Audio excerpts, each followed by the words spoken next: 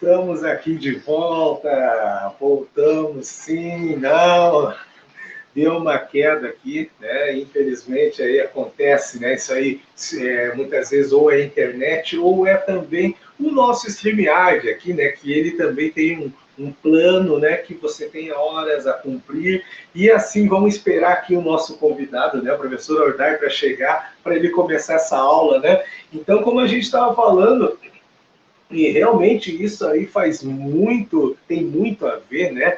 Quem é que precisa de arma no momento de pandemia, né? Vamos pensar assim, né? Que até mesmo grupos aí, né? Que são ditos os colecionadores, né, de armas, né? Tendo acesso aí a tantas e tantas armas, mas para quê? Qual é o objetivo? Né? Eu acho que o povo também tem que pensar sobre isso, né? Tantas famílias morrendo, tantas pessoas desempregadas, e aí estão preocupados com arminha, estão preocupados em defender, né, o acusado, a pessoa que desviou dinheiro, que fazia rachadinhas, né? Então, eu acho que o povo, infelizmente, por mais que não goste de política ou pense, né, nada vai mudar, cara, só não vai mudar porque tu tá sentado aí, né, vendo TV, Netflix e não reclama. Não reclama. Se fosse o outro partido que estivesse lá, né, talvez já tinha tido vários e vários impeachments, prisões, né? Mas assim, ó, ofender jornalista, né? Vamos colocar aí também, né? Impedir, né, de as pessoas terem acesso à informação. Né? Principalmente a informação a respeito da Covid, o número de pessoas morrendo. E aí é desacreditar da ciência, dos médicos, né? Tu diminui, na verdade, a possibilidade das pessoas de terem acesso, né, à saúde, a investimento na saúde, diminui a verba, mas ao mesmo tempo manda dinheiro para deputados, para a bancada, né, do centrão, ruralista, né, isso tem dinheiro, mas para a educação, para a saúde não tem. Professor Ordai, voltamos, professor Ordai, contigo depois, então. Depois de problemas técnicos, né? Depois dos problemas técnicos, voltamos ao ar, então. É isso aí, Kenny. Vou dar uma deixa que eu estava falando, a gente falou um pouquinho antes sobre a questão do desarmamento, né? Que a ministra vetou, e é aquilo ali que eu te falei, né? Infelizmente o nosso povo, o povão mesmo, eu digo a massa que faz a engrenagem rodar, né? Que faz a coisa andar. Eles não têm esse acesso. Não tem, primeiro, como eu te falei, a internet ainda é uma utopia, ela não chega a todo mundo, ela pode existir, tá aí, tem cabo, tem o que tiver, mas tem que pagar para ela. E hoje um plano de internet aí talvez, vou chutar, mais barato talvez R$130, vou chutando. O meu é além disso, então, mas aquilo que eu te digo, nós somos privilegiados de ter uma internet, porque isso já faz parte da nossa cultura digital e também do nosso trabalho. A gente hoje, para mim, para ti, para outras pessoas, ele é uma necessidade de trabalho, né, de comunicação para o trabalho. Não é, tenho a minha rede social, que eu posto as minhas coisas, minhas fotos, tenho, também aproveito isso. Mas ele é uma necessidade para a gente se comunicar com pessoas do mundo todo, para a gente vender os nossos produtos, para a gente estudar, para a gente fazer os cursos que a gente está fazendo. Então, ela virou uma necessidade para nós. Eu gostaria que ela fosse uma coisa assim, que chegasse a todos, mas infelizmente ela não chega.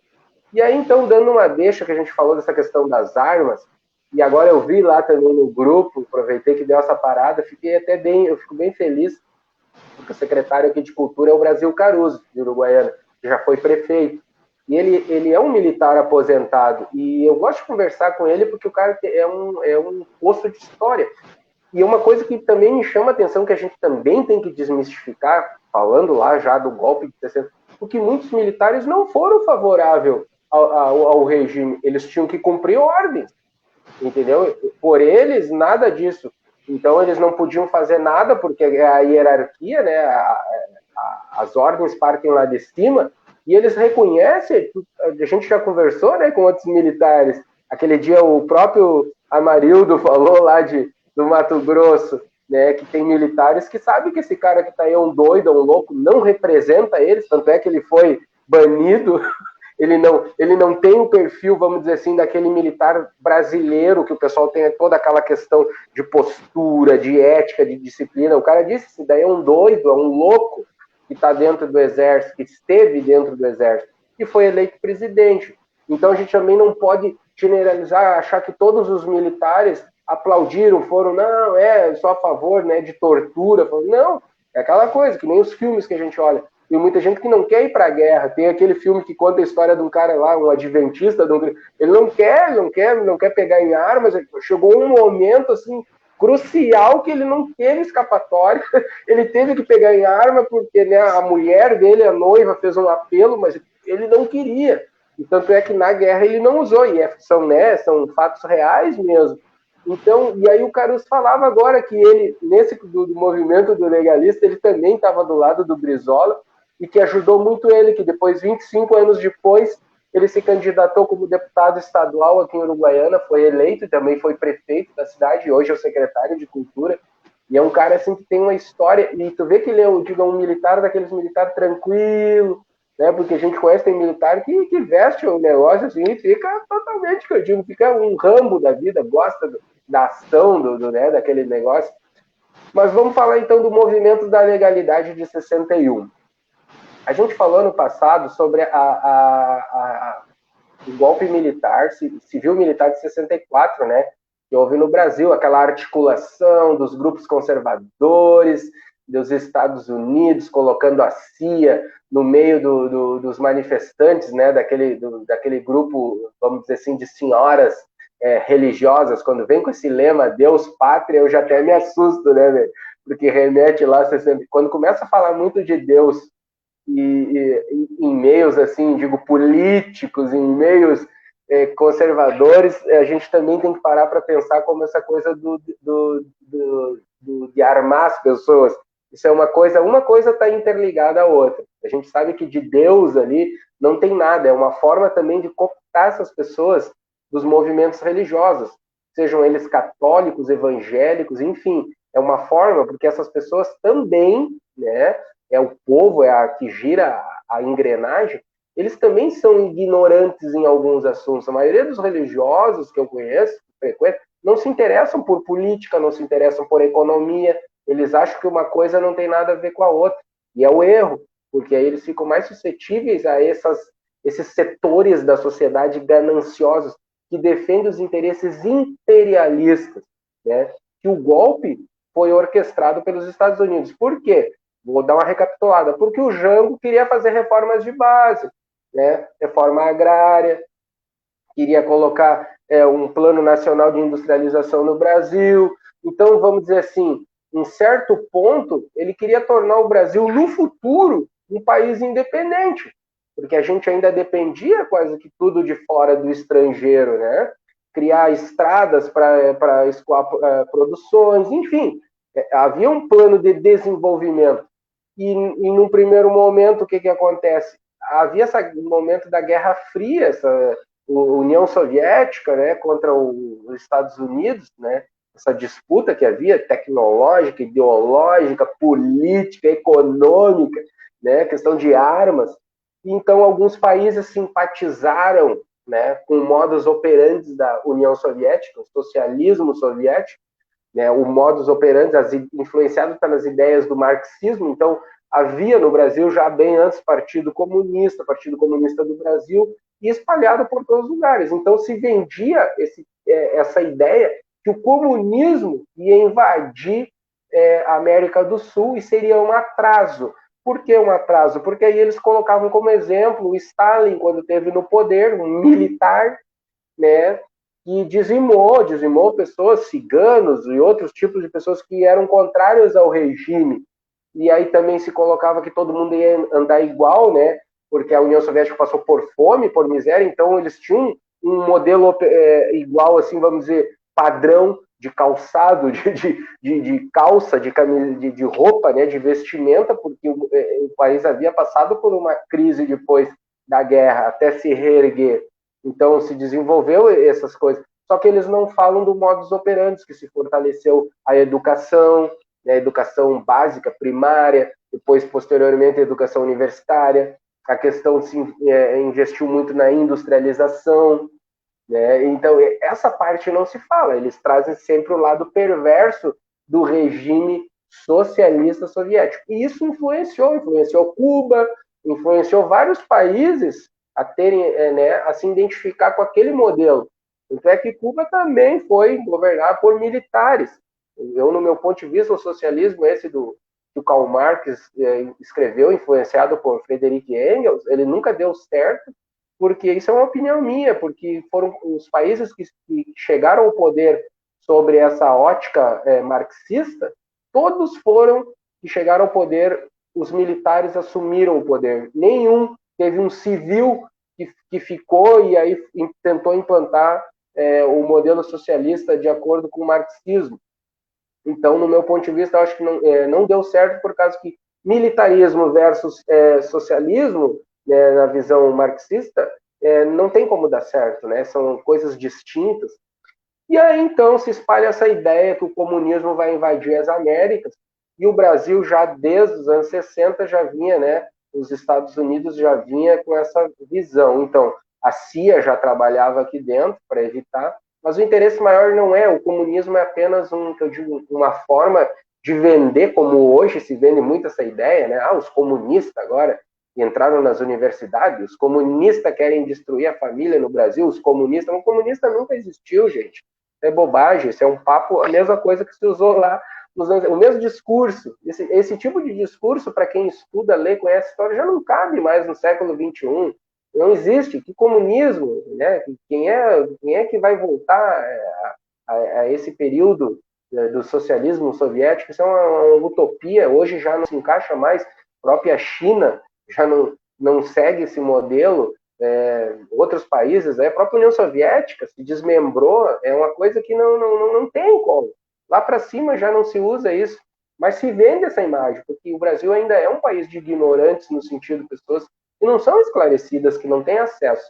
E eles vão aonde? Nas massas, no povão, que são as pessoas que votam, que são as pessoas que elegem. E aí, então, se armou aquela conspiração que a gente falou, né? Aquele plano para o Brasil, veio o golpe, e aí, né, o Jango foi deposto, tinha sido eleito legítimo, foi um voto legítimo, e teve que sair fora, né? O Mazzini ficou por um tempo ali, e aí os militares não aguentaram, assumiram. Mas aí, por que eu não falei no movimento legalista? Porque o movimento legalista antecede isso, né? Uma das figuras que a gente tem aqui no Rio Grande do Sul, né, desse movimento, foi quando eu estava falando para vocês que o Jango ele visitava a China, né, numa missão diplomática. Então os militares já começaram a colocar certos obstáculos, né, em relação à posse do Jango na presidência. Existia na época que era a UDN, que era eles temiam que o Jango viesse a implantar aquilo que eu falei por vocês, influenciados pelo Leonel Brizola, né, aquelas reformas de base. E daqui a pouco eu vou estar falando um pouquinho para vocês quem foi o Leonel Brizola, o que o cara fez no Rio Grande do Sul como prefeito e como governador. É por isso que assustou o Brasil, assustou lá em cima, né, as pessoas, os que detêm o poder, os donos do agronegócio, né, dos grandes latifundiários, se assombraram com essas ideias. Né? E não tem nada de ideia comunista, não tem nada de ideia, apenas aquela coisa. O cara começou a enxergar o povo, começou a enxergar a massa. E quando você começa a enxergar a massa, começa a enxergar o povo, realmente, de fato, eu vi o que ele estava falando em educação, em saúde. Isso eu digo, é o jargão que todo político vende, né? Quando chega a época de eleição. Não, porque vamos investir em educação, vamos investir em saúde, vamos, né? Sempre se fala nisso, é uma coisa que ainda vende, infelizmente, né? As pessoas não têm ainda esse esclarecimento. E baseado nessas ideias de reforma agrária, reforma bancária, reforma fiscal e administrativa, né? E também aquela coisa, eles temiam que o Jango também radicalizasse aquela política externa, se tornasse uma coisa independente, né? Então, para organizar esse golpe que deram para a posse de Goulart, na verdade, João Goulart, né? foi organizado um amplo movimento liderado por Leonel Brizola. Nessa época ele era ainda o governador do Rio Grande do Sul, ele fazia parte da FL, a Frente Legalista, tá? E ele conseguiu o apoio de alguns setores da sociedade, alguns setores das Forças Armadas, né? Então, assim, como eu digo, o palco dessa luta, dessa vez, não foi em Brasília, era no Rio Grande do Sul. E o que foi, então, esse movimento, né, da legalidade, né? Após, assim, alguns dias de muita tensão, né, o general José Machado Lopes, que era o comandante do Terceiro Exército, ele aderiu à causa da legalidade. Então, ele prestou apoio a Brizola, e pouco antes, assim, ó, da renúncia de Jânio Quadros, teve uns setores da sociedade, né, que, notadamente, como hoje, são militares, né, e conservadores, eles defendiam o rompimento da ordem institucional na tentativa de impedir a posse do vice. Então, esses fatos que vêm acontecendo hoje aí, né, eu digo esses movimentos conservadores, né, Deus, pátria, essa coisa aí, alguns militares que eu digo mais ortodoxos, né, porque, como eu falei, vocês não dá para generalizar, achar que todo militar tem essa visão, né? Assim, muitos sabem que hoje não tem como ter um golpe militar no Brasil, são totalmente contrários a esse tipo de coisa, né? Então, o que dizia a Constituição, né? Ela dizia que na ausência do presidente, quem assume o comando do país é o vice. Né? Então, o Jango, ele deveria presidir o país, né? Só que havia um problema. Os 3 ministros militares não queriam o Jango, porque eles achavam que ele tinha aquela visão, que ele flertava, que nem eu falei com vocês, com o comunismo, né? E até nesse dia que o Jânio renunciou ao cargo, né, ele estava em viagem oficial à China, que era governada pelo socialista, ou comunista, como o pessoal usa, né, o Mao Tse-tung. Né? Então, o que acontece, galera? Né? Como eu sempre digo, Leonel Brizola, aqui no Rio Grande do Sul, diante desse avanço do imperialismo, né, querendo dominar a América, o cara não se dobrou. Leonel Brizola não se dobrou, ele é um líder. Eu confesso para vocês assim que eu conheci, vivi de perto lá na casa do meu tio. Teve uma época que o Brizola foi visitar, acho que eu tinha uns 12 para 13 anos de idade. E o pessoal, sabe, gostava. O Brizola é um cara comum, assim, sentava, conversava. E era um cara que tinha essas experiências históricas. Agora eu entendo o porquê daquelas pessoas, os que eu digo mais velhos que eu, meus tios e outros amigos, terem essa identidade com o Brizola, terem essa aproximação, porque o cara tinha vivido esses movimentos, ele viveu de perto esse primeiro movimento lá da legalidade, e depois ele teve que fugir, né? Você sabe, depois vou estar falando da história, teve que fugir para o Uruguai, porque com certeza teria sido morto, né? Até pelas ideias dele, né? Então, quem era o Leonel Brizola, quem é essa figura que a gente diz que foi um líder desse movimento legalista, né? Eu digo que ele é um herdeiro político de Getúlio Vargas e João Goulart, né? Ele foi governador do Rio Grande do Sul, ele iniciou sua política do Rio de Janeiro também, depois lá em 1960 ele foi morar no Rio, em 58 ele foi eleito governador do Rio Grande do Sul, ele teve 55%, né, dos votos válidos. Em 62 também, né, ele foi eleito deputado pelo antigo estado da Guanabara, e aqueles discursos deles, né, que era o que deixava a galera, porque ele também pegou um pouco dessa coisa do Brizola, daquela forma de que nesse período fazia muito conversa, muito debate, muita entrevista, que nem eu estava falando para vocês. Qual é o veículo de comunicação de massa que influenciava a galera? Rádio.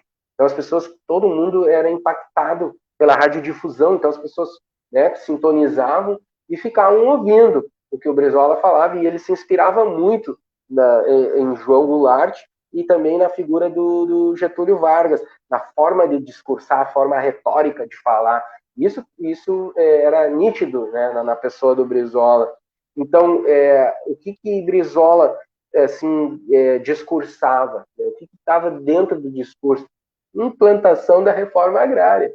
Porque ele via o Brasil um país praticamente, né, a maioria rural, não, de longa escala. Né?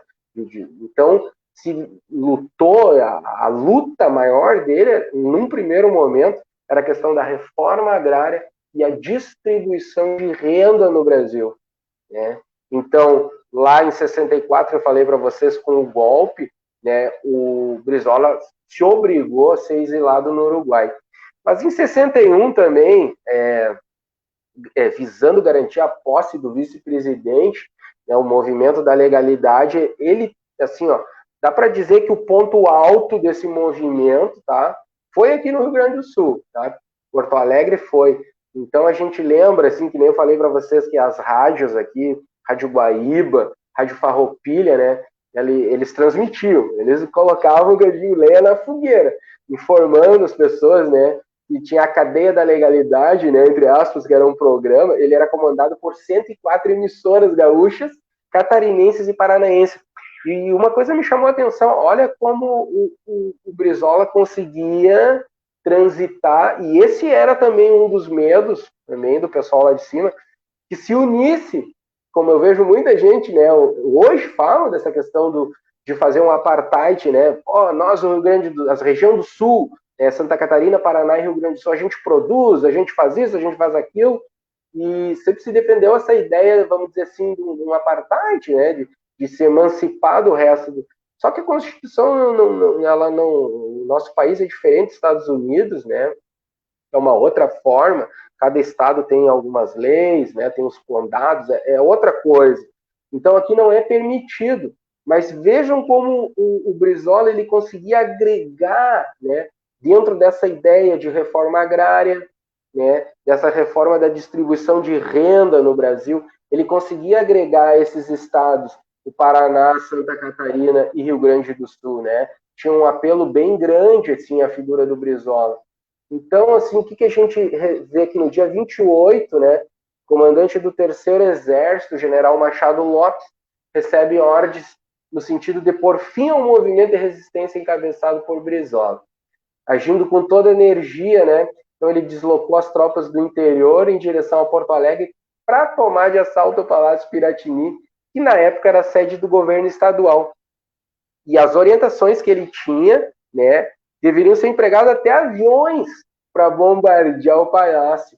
E visto que nesse período também a aeronáutica, o comando da aeronáutica foi contra, né? Não decolou, não saiu mais. Havia essa ordem também de se bombardear, né, o Palácio Piratini. E segundo assim o que a gente pode, segundo o deputado Rui Ramos, que na época era um deputado do PTB do Rio Grande do Sul, ele disse que as instruções também, além de bombardear o Palácio Piratini, havia a ordem também de assassinar Leonel Brizola, né? Então o comandante dessa época, o general Machado Lopes, ele se nega, né, a cumprir o que foi determinado por Denis, né? E então que ele só aceitaria as ordens que fosse dentro da Constituição, né? Então dirigiu-se ao Palácio Piratini, ele se dirige, troca uma ideia com o Brizola, né? E o que eles acertaram, né? Que essas divergências políticas e ideológicas, né? O comandante apoiaria o governador na defesa da legalidade, né? A essa altura, então, o Brizola já distribuía armas à população, que é aquilo que eu ia complementar, Kenny. Se é para ter armas, né, como essa galera defende, então vamos distribuir arma, então, para a população civil, nesse sentido, se for para fazer a revolução. Porque, né, só um grupo detém a posse das armas, nós vamos ficar reféns, porque daqui a pouco eles se armam e nós não podemos fazer nada. Porque, ao natural, o povo pobre, trabalhador, favelado, né, negro, ele já é assassinado praticamente tanto pelo crime, né, pela questão do narcotráfico, pelas milícias, pela própria PM, né, pela polícia militar, que como a gente já falou esse tema, eles são treinados, né, polícia militar, ela tem um caráter militar, ela está em guerra com alguém. E quem é que é o inimigo comum deles, né? Esse geralmente é o povo negro, é o povo pobre, é o povo da vila, o povo, né, que está lá, é essa gente que morre, não é eu que estou falando, as estatísticas, e não é o Ordai também, não é mimimi, defensor dos direitos humanos, leva o bandido para tua casa, não são estatísticas, o que eu estou falando é estatística. Eu, como historiador, não trabalho com com achismo, ou que ouviu uma notícia, não é, são dados, os dados mostram isso, as pessoas que mais morrem no Brasil hoje, e outra, não é só, os policiais também estão morrendo na linha de frente, e estão morrendo também de depressão, porque a polícia paga um alto preço por isso, né? Imagina tu matar uma pessoa, o transtorno psicológico, e tu matar uma, matar duas, daqui a pouco tu vê um parceiro teu, um amigo, também que sai e morre, porque o perfil do policial do praça hoje, o PM, ele também ele é pobre, ele também muitos moram até às vezes na comunidade, na vila, às vezes tem que se mudar de uma para morar na outra, porque arrumou inimigos ali dentro, enfim, ele também está dentro e ele não consegue também se identificar nisso, que ele também faz parte desse sistema, ele é usado pelo sistema, né? Ele também está morrendo, e o sistema não está nem aí para ele, porque ele não tem nada que garanta a saúde dele, ele não consegue garantir, não. Até porque a hierarquia militar, quando dá algum problema, eles respondem àquele regime militar, eles não respondem por regime civil, né? Então é um grande problema isso, Kenny. E aí, Kenny?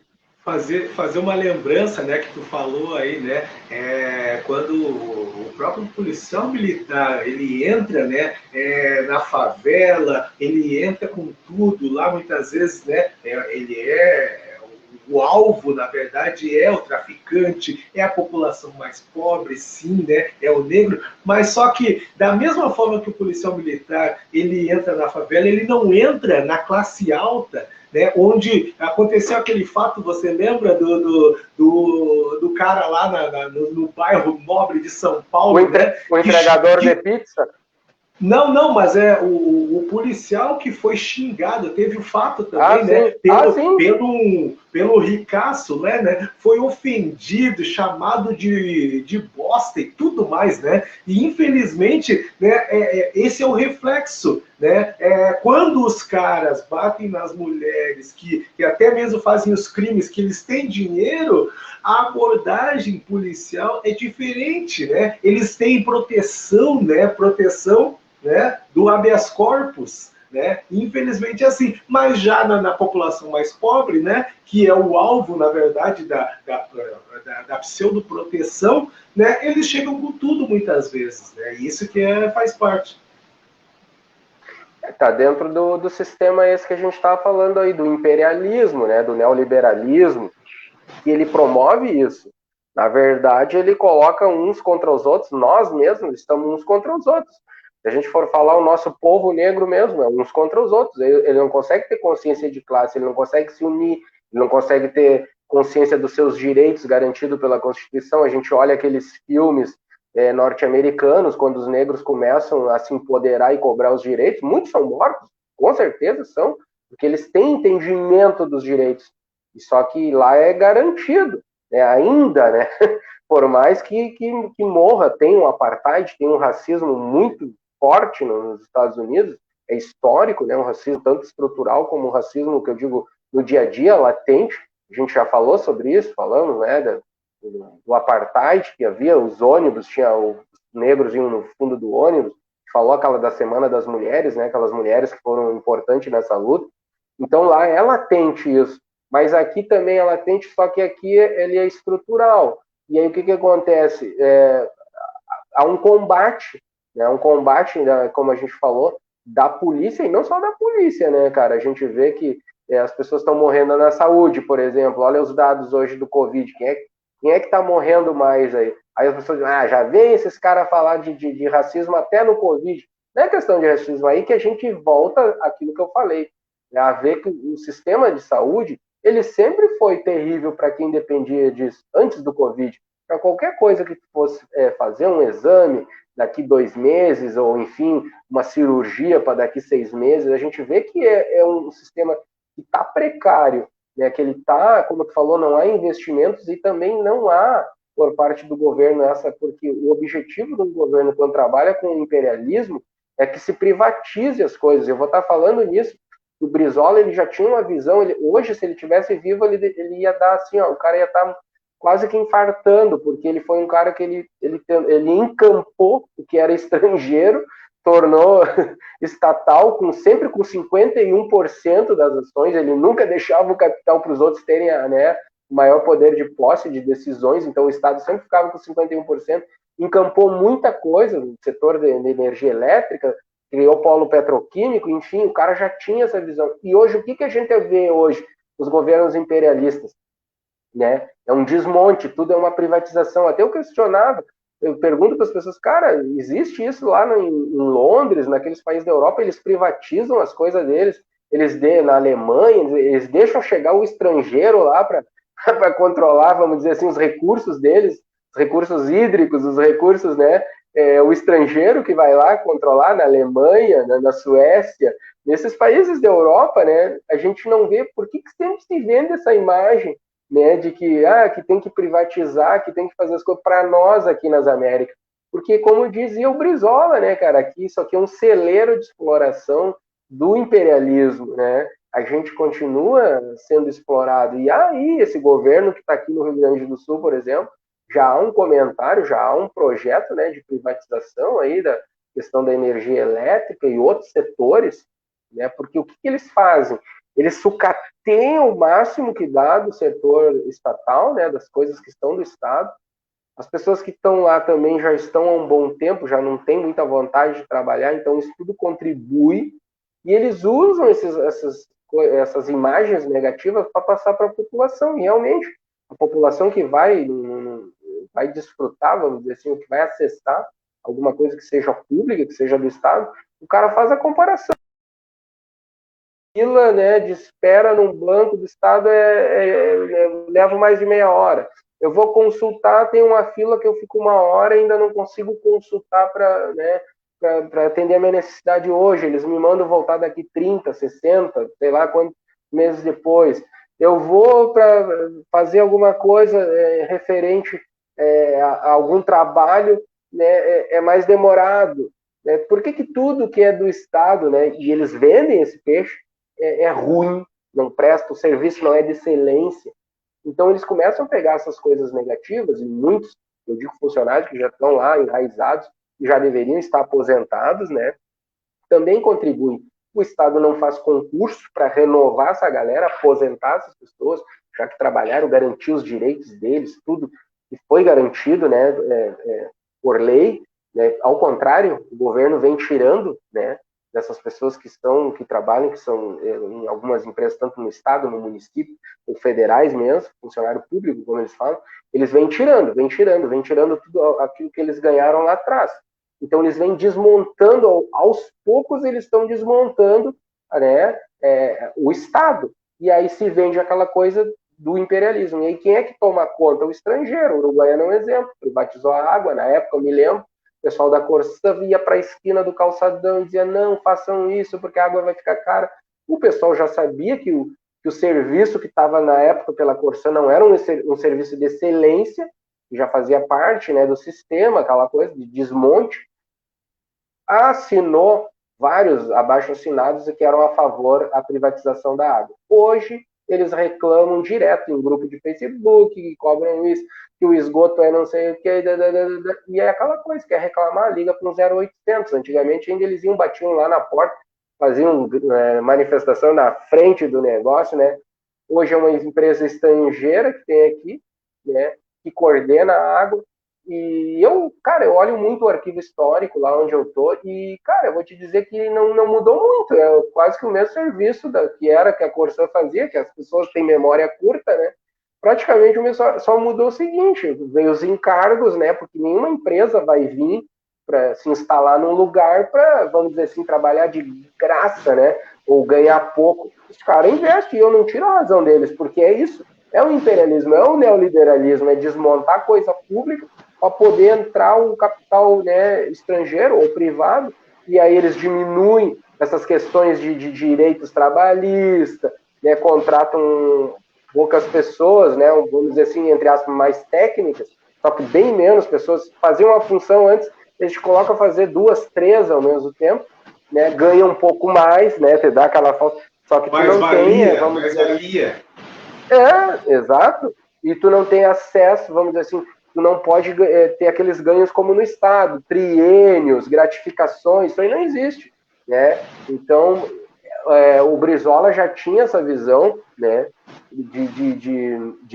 como é que eu digo assim, de de colocar o estado do Rio Grande do Sul e, posteriormente, o Brasil numa emancipação na questão industrial, na questão dos recursos hídricos, na questão do petróleo. Então, o cara estava com uma visão lá na frente. Baseado em quê? No comunismo? Não, baseado em experiências socialistas. É isso que eu estou dizendo, é que as pessoas não têm ainda essa concepção do que é o socialismo em si, né? Eles têm essa visão que vende para eles errada de comunismo, e aí bota o Stalin, né, matando todo mundo, que foi mesmo, realmente, o cara matou, perseguiu pessoas que não pensavam igual a ele no regime, né? E aí eles trazem o lado negativo, mas é como eu digo, a síntese do socialismo, eles não falam, né? E nem vão falar, porque a síntese do socialismo, o Brizola tentou fazer, né, a reforma agrária, né, colocar essa questão dos direitos, né, cobrar a questão da que tu acabou de falar, educação, dar uma educação de excelência, desde a criança até o nível superior, escolas rurais, o povo que mora na zona rural não precisa, na época, né, não precisasse sair lá do meio rural, do meio do campo e vir para a cidade. Muitos que vieram aqui, ou ficaram aqui, ou fizeram esses cinturões de pobreza que a gente fala, né, as favelas, as vilas.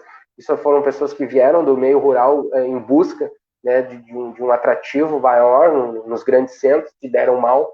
E tu vê como faz a diferença. Eu vi as estatísticas que o governo aí, dos mortadela, como eles falam, nunca tinha se visto isso. Estava acontecendo ao contrário. No governo dos mortadela, as pessoas estavam saindo lá no norte e nordeste, até no próprio Rio Grande do Sul e outros estados, do interior do município, né, das regiões rurais, estudavam, se qualificavam e voltavam para regiões de novo. Então estava havendo um crescimento hoje na região rural, né, na época do governo dos mortadela, porque eles, primeiro que estavam concedendo também essa questão de crédito, né, pequenos créditos, microcrédito, até para eles não saírem. Questão da educação, o pessoal agora se forma um técnico, então ele entende das coisas do campo, então ele hoje tem uma mão de obra técnica, retorna para o lar, absorve aquilo que os pais, os avós já tinham as terras, só que com a visão técnica. Começa a produzir outras culturas, talvez em menor escala, e aí estava ocorrendo um problema. Por isso que eu digo, o governo dos mortadela, como eles falam, era um problema, porque o cara, em vez de sair do meio rural e vender as terras e vir, né, encher aqui, formar a vila, formar a favela, não, as pessoas se deram conta, estão voltando, né, para o meio rural, só que agora com uma formação técnica, coisa que eles não tinham antes. Né? Antes aquilo passava de geração para geração, do avô para o pai, para o filho, e ia vindo de geração em geração, só que as coisas no campo também evoluíram, né? As tecnologias, o próprio plantio hoje estuda o solo, vê o que é viável, o que não é viável, o clima, para que é propício, não é? Então tem muita coisa técnica, e isso só vai saber aonde? Educação. Então, quando o governo dos mortadela começou a dar estudo técnico para essa galera do campo, as pessoas começaram, vinham, estudavam e voltam ao campo. Quem é que ganha com isso? Eles, a família deles, né? O pequeno agricultor, porque são pequenos agricultores, que era o que o Brizola queria fazer, né? Ele queria fazer reforma agrária de base. Né? Então, as pessoas ficam indignadas, que o cara o cara vai invadir a tua casa, e começam a dar esses exemplos, né, do MST e outros movimentos sem teto e tal.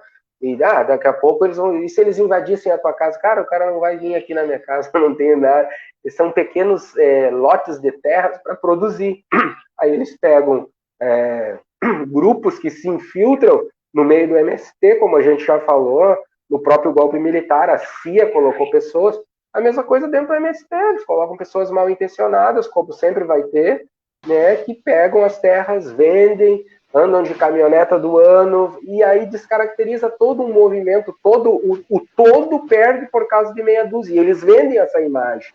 Por quê? Porque eles não querem fazer a reforma agrária, porque eles sabem que quando essas pessoas saem do campo, vêm, se formam, têm uma mão de obra né, qualificada, técnica, elas voltam para o campo, elas produzem. Né? E quando elas começam a produzir, que é aquilo que tu está falando, elas começam a incomodar, porque as pessoas começam a se tornar mais assim, não, vou começar a produzir várias coisas aqui, eu vou ocupar todo esses meus hectares aqui, eu vou fazer várias coisas aqui. Tudo pouca coisa, mas eu vou ter várias coisas. Né? E essas pessoas também, eles trabalham muito no regime de cooperativas e no regime de trocas.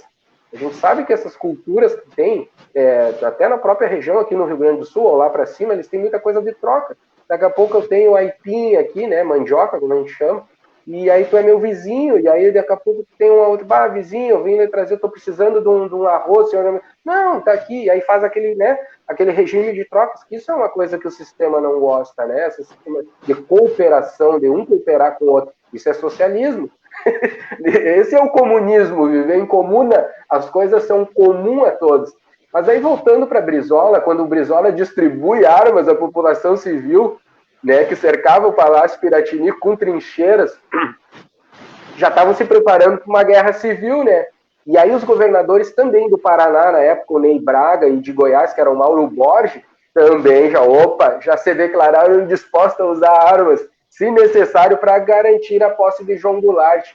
Então tu vê, olha o que o Brizola começou a causar, as ideias dele, né, de manter, né, essa posse legítima do Jango, né, de não querer deixar, porque o Brizola já sabia que isso daí era uma intervenção militar, mas por trás dos militares tinha alguém, que a gente já falou aquele dia, dos Estados Unidos, né, os imperialistas, e quando eu falar Estados Unidos, galera, não fiquem com raiva, né, mas aí tu gosta de rock, Ordai, tu gosta do blues, tu gosta, então tu não vai mais poder escutar porque é dos americanos. Não, gente, quando eu falar em imperialismo, são os grandes, assim como tem os grandes aqui no Brasil, que governam, né, que ditam as regras, grandes que eu digo no sentido poder econômico, poder financeiro, de estar influenciando no mercado financeiro, de estar influenciando nas decisões políticas.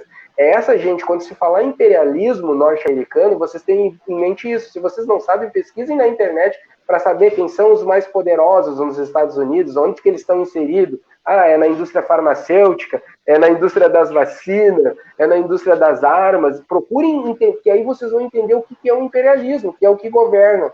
Mas eu achei interessante, Kenny, assim, ó, eu peguei uns dados para falar sobre o governo, sobre Brizola, que é interessante. Olha a visão do cara. Em 55, né, quando ele foi eleito prefeito de Porto Alegre, as primeiras coisas que ele faz: saneamento básico, criação de escolas primárias, melhoria do transporte coletivo, apoio dos sindicatos na reforma tributária. Ele conseguiu isso, conseguiu até apoio dos sindicatos e grupos escolares municipais. Isso como prefeito de Porto Alegre. Isso tudo já vai capacitar ele, depois ele é eleito governador, né, em 58, e aí sim, quando o cara chega ao governo, tem mais, vamos dizer assim, entre aspas, mais poder, né, para fazer, aí é o estado, já não é o município, que é uma micro, né, já se torna macro. Então, quando ele chega governador em 58, olha o que o cara começa a fazer. Eu trouxe exemplo de algumas coisas, porque era um monte, eu listei algumas coisas. Industrialização do Rio Grande do Sul, intervenção do governo do estado, né, na economia, o parque industrial diversificado, né, luta contra o capital estrangeiro, criou a Caixa Econômica Estadual, né, você não sei se deve lembrar ainda que existia, que a Caixa Econômica Federal aqui, a Caixa Econômica... Aí vão dizer, Mordai, mas a Caixa Econômica Estadual quebrou. Quebrou, mas vocês já foram fazer um estudo para entender por que ela quebrou? Por que hoje a gente tem esse monte de banco estrangeiro e estão a todo pano, tem que privatizar o Banrisul, tem que privatizar o Banrisul, porque quem é que vai ser penalizado hoje se privatiza o Banrisul? Vocês já se deram de conta? A segurança, a brigada recebe aonde? No banco privado ou no banco do Estado? Os professores. Então é por isso que eles estão fazendo esse desmonte. Vocês não se surpreendam que, né, a segurança está sucateada em alguns lugares, talvez chegue aí, como eu digo, umas migalhas, mandam umas viaturas para algum lugar, destinam alguns, né, soldados da brigada, algum corpo para uma operação tal, mandam para uma cidade, né, porque de repente lá a coisa já está caótica mesmo. Mas há um desmonte, a polícia trabalha em condições muito precárias, muito além do que ela poderia. Isso não é por acaso. Hoje mesmo a própria brigada luta pelos direitos deles, o direito da vacina agora, os caras estão na rua enfrentando, né? Ficaram, né? Se né, eles não tivessem uma bancada dentro da política que lutasse pelos direitos deles, né? Que eles são nesse sentido A polícia ela é muito mais organizada do que os professores, né? Nesse sentido, eles pegam junto, eles peleiam junto, eles conseguiram a vacina. E eu pergunto aos professores que o governador quer que voltem a todo pano para dar aula, ainda não foram vacinados, porque, como a gente falou, a educação ainda não é a prioridade. Ela nunca foi, só que ele está deixando isso acontecer porque o futuro se quer isso, se quer também, né, privatizar a educação. Por isso que há esse desmonte da coisa pública. E o Brizola já tinha essa visão, ele criou até um banco, cara, criou uma Caixa Econômica Estadual. O Banrisul, com controle do Estado, criou também o BRDE, que era o Banco Regional de Desenvolvimento Econômico. O cara criou 3 bancos, velho, nesse período. Olha a visão do cara, para não ficar dependendo do capital estrangeiro, né? E esse Banco BRDE, Desenvolvimento Econômico, olha quem é que fazia parte, Paraná e Santa Catarina. Ele conseguiu ainda unir essas coisas. E hoje eu acho que é praticamente impossível, né, de fazer isso. O estrangeiro não deixa, o capital estrangeiro, os banqueiros não têm essa visão. Seria uma utopia, né? Pensar que esses 2 estados iam se unir de novo, né? Só se tu ressuscitasse o Brizola aí, né, velho? Ó, deixa eu fazer uma adendo também, né?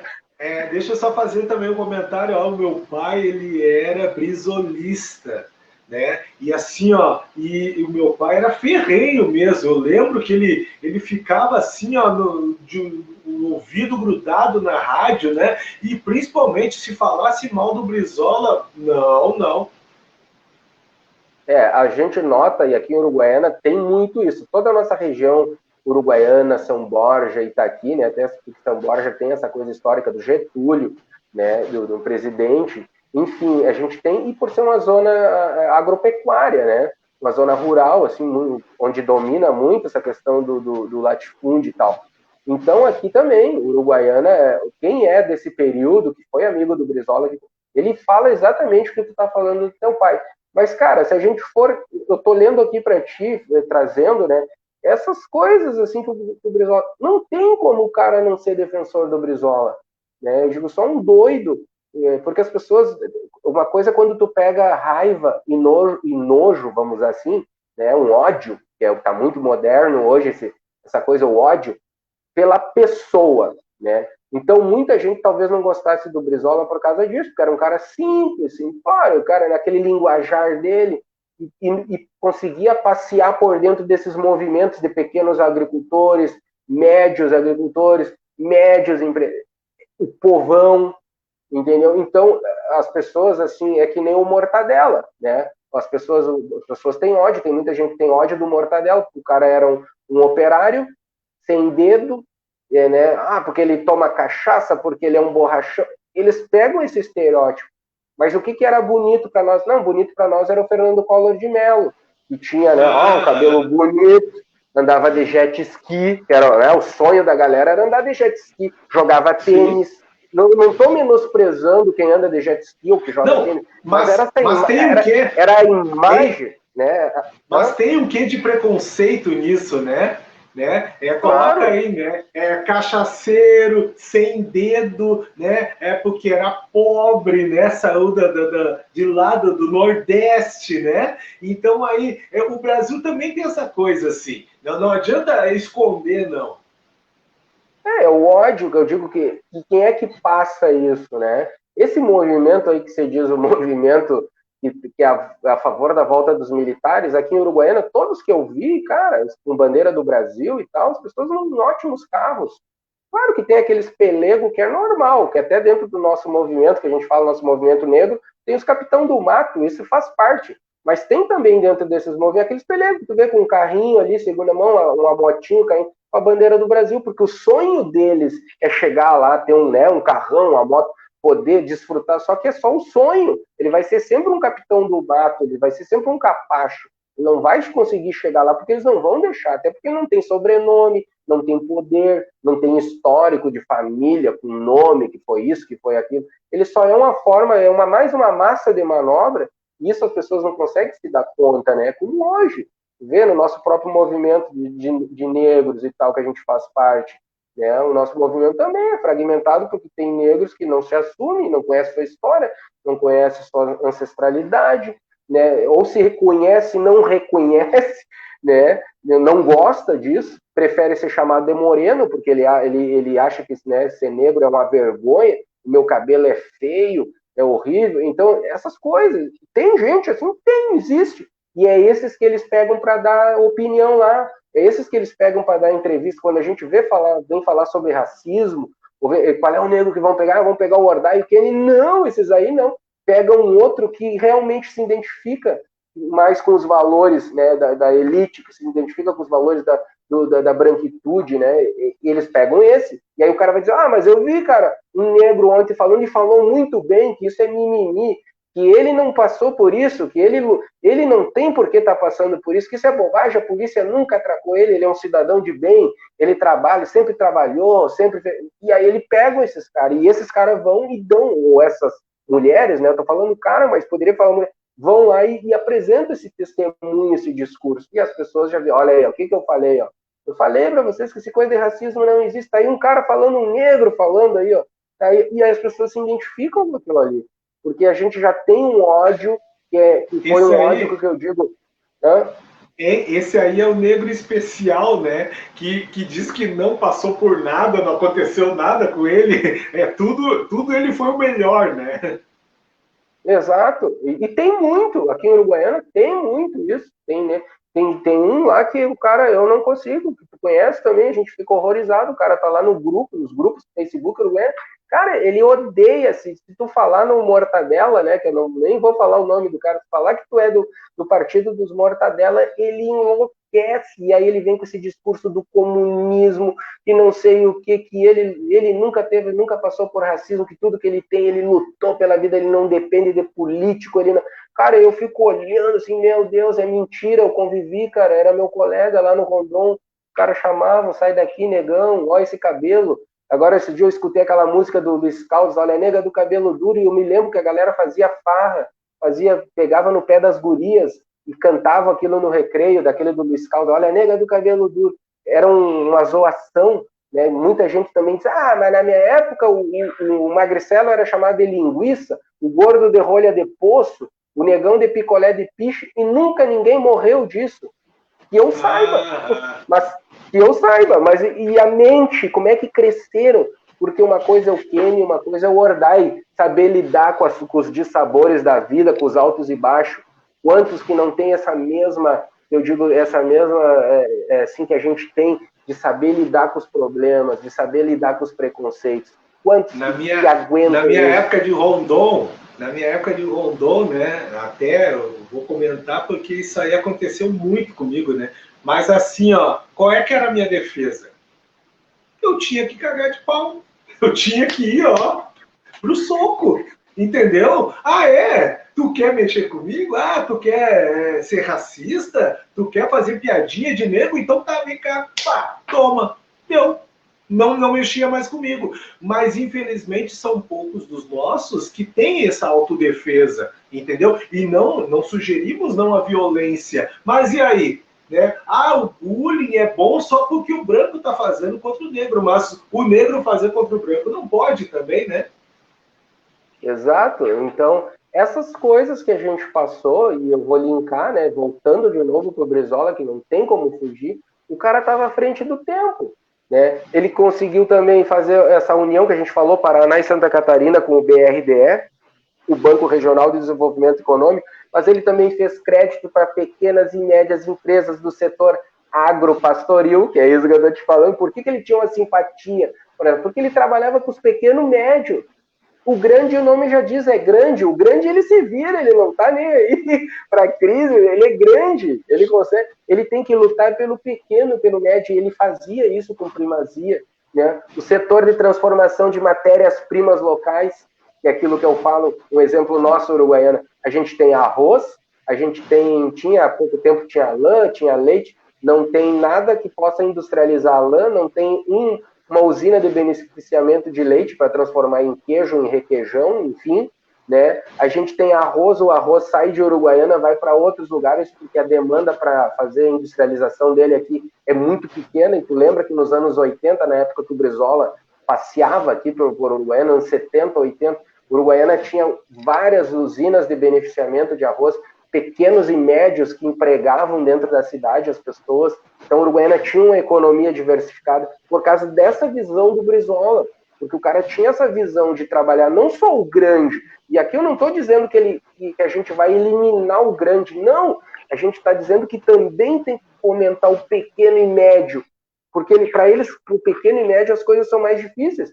Então, diminuir a carga tributária do pequeno e médio, né, dar mais incentivos para eles, microcrédito, pequenos créditos, para que eles possam hoje, nesse sistema que a gente vive, eles possam estar competindo, não digo de igual para igual, mas que eles consigam colocar os seus produtos no mercado. Então, o Brizola estava muito à frente do tempo. Então, como é que um cara, né, que eu digo não vai ser perseguido, como é que um cara com essa visão que fez a criação das Aços Finos Piratini, e sempre pensando assim, o Estado tem que deter 51% do capital. Ele já deixava isso sempre, né, como lei, assim, né? Não o capital estrangeiro, não, eles detêm 51% das ações e eles que vão ditar as regras. Não, ele sempre tinha essa visão. O cara fomentou a construção da refinaria de petróleo Alberto Pasqualini, né? Contato também, fez vários contatos para a fabricação da tecnologia de tratores, implementos agrícolas e automóveis, né? Teve um plano público de 60% dos investimentos em energia, comunicação e transporte. As estradas que ele criou, né? Aquele elo, fazer aquela ponte Porto Alegre ao Porto de Rio Grande, né? Para escoar a produção, para facilitar a produção.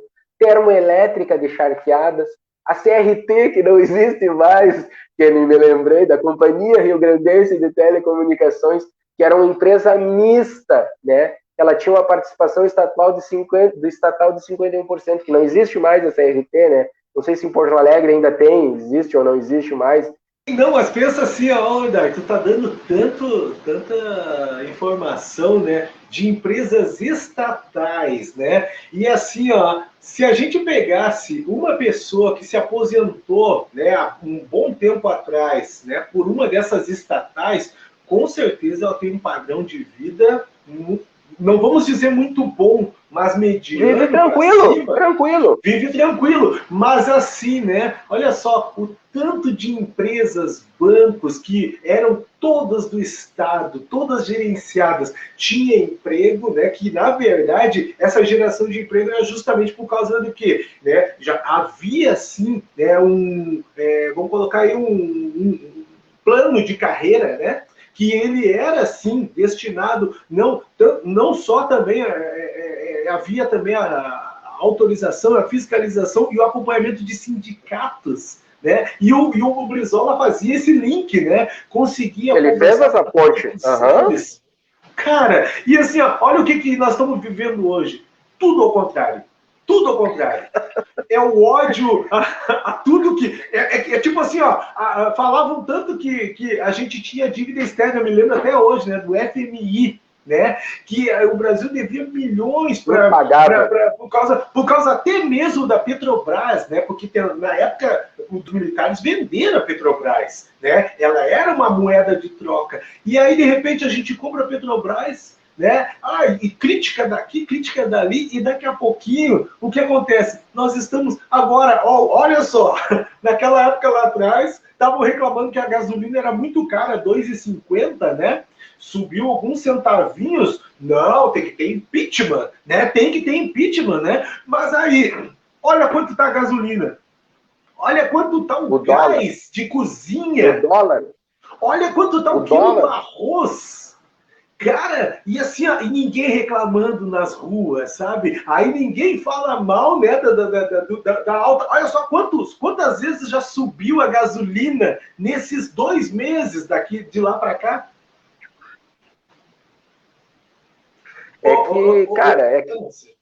É que nós, né, e quando eu falo nós, a gente já está quase com 50, que eu digo, né, a gente já tem uma experiência, mas tem gente além de nós e outros aí dos seus 30 e poucos, vamos botar 40, eles vivenciaram isso aí também. E o que dá dó na gente, que parece que o pessoal tem a memória, né, que eu digo, não recorda essas coisas.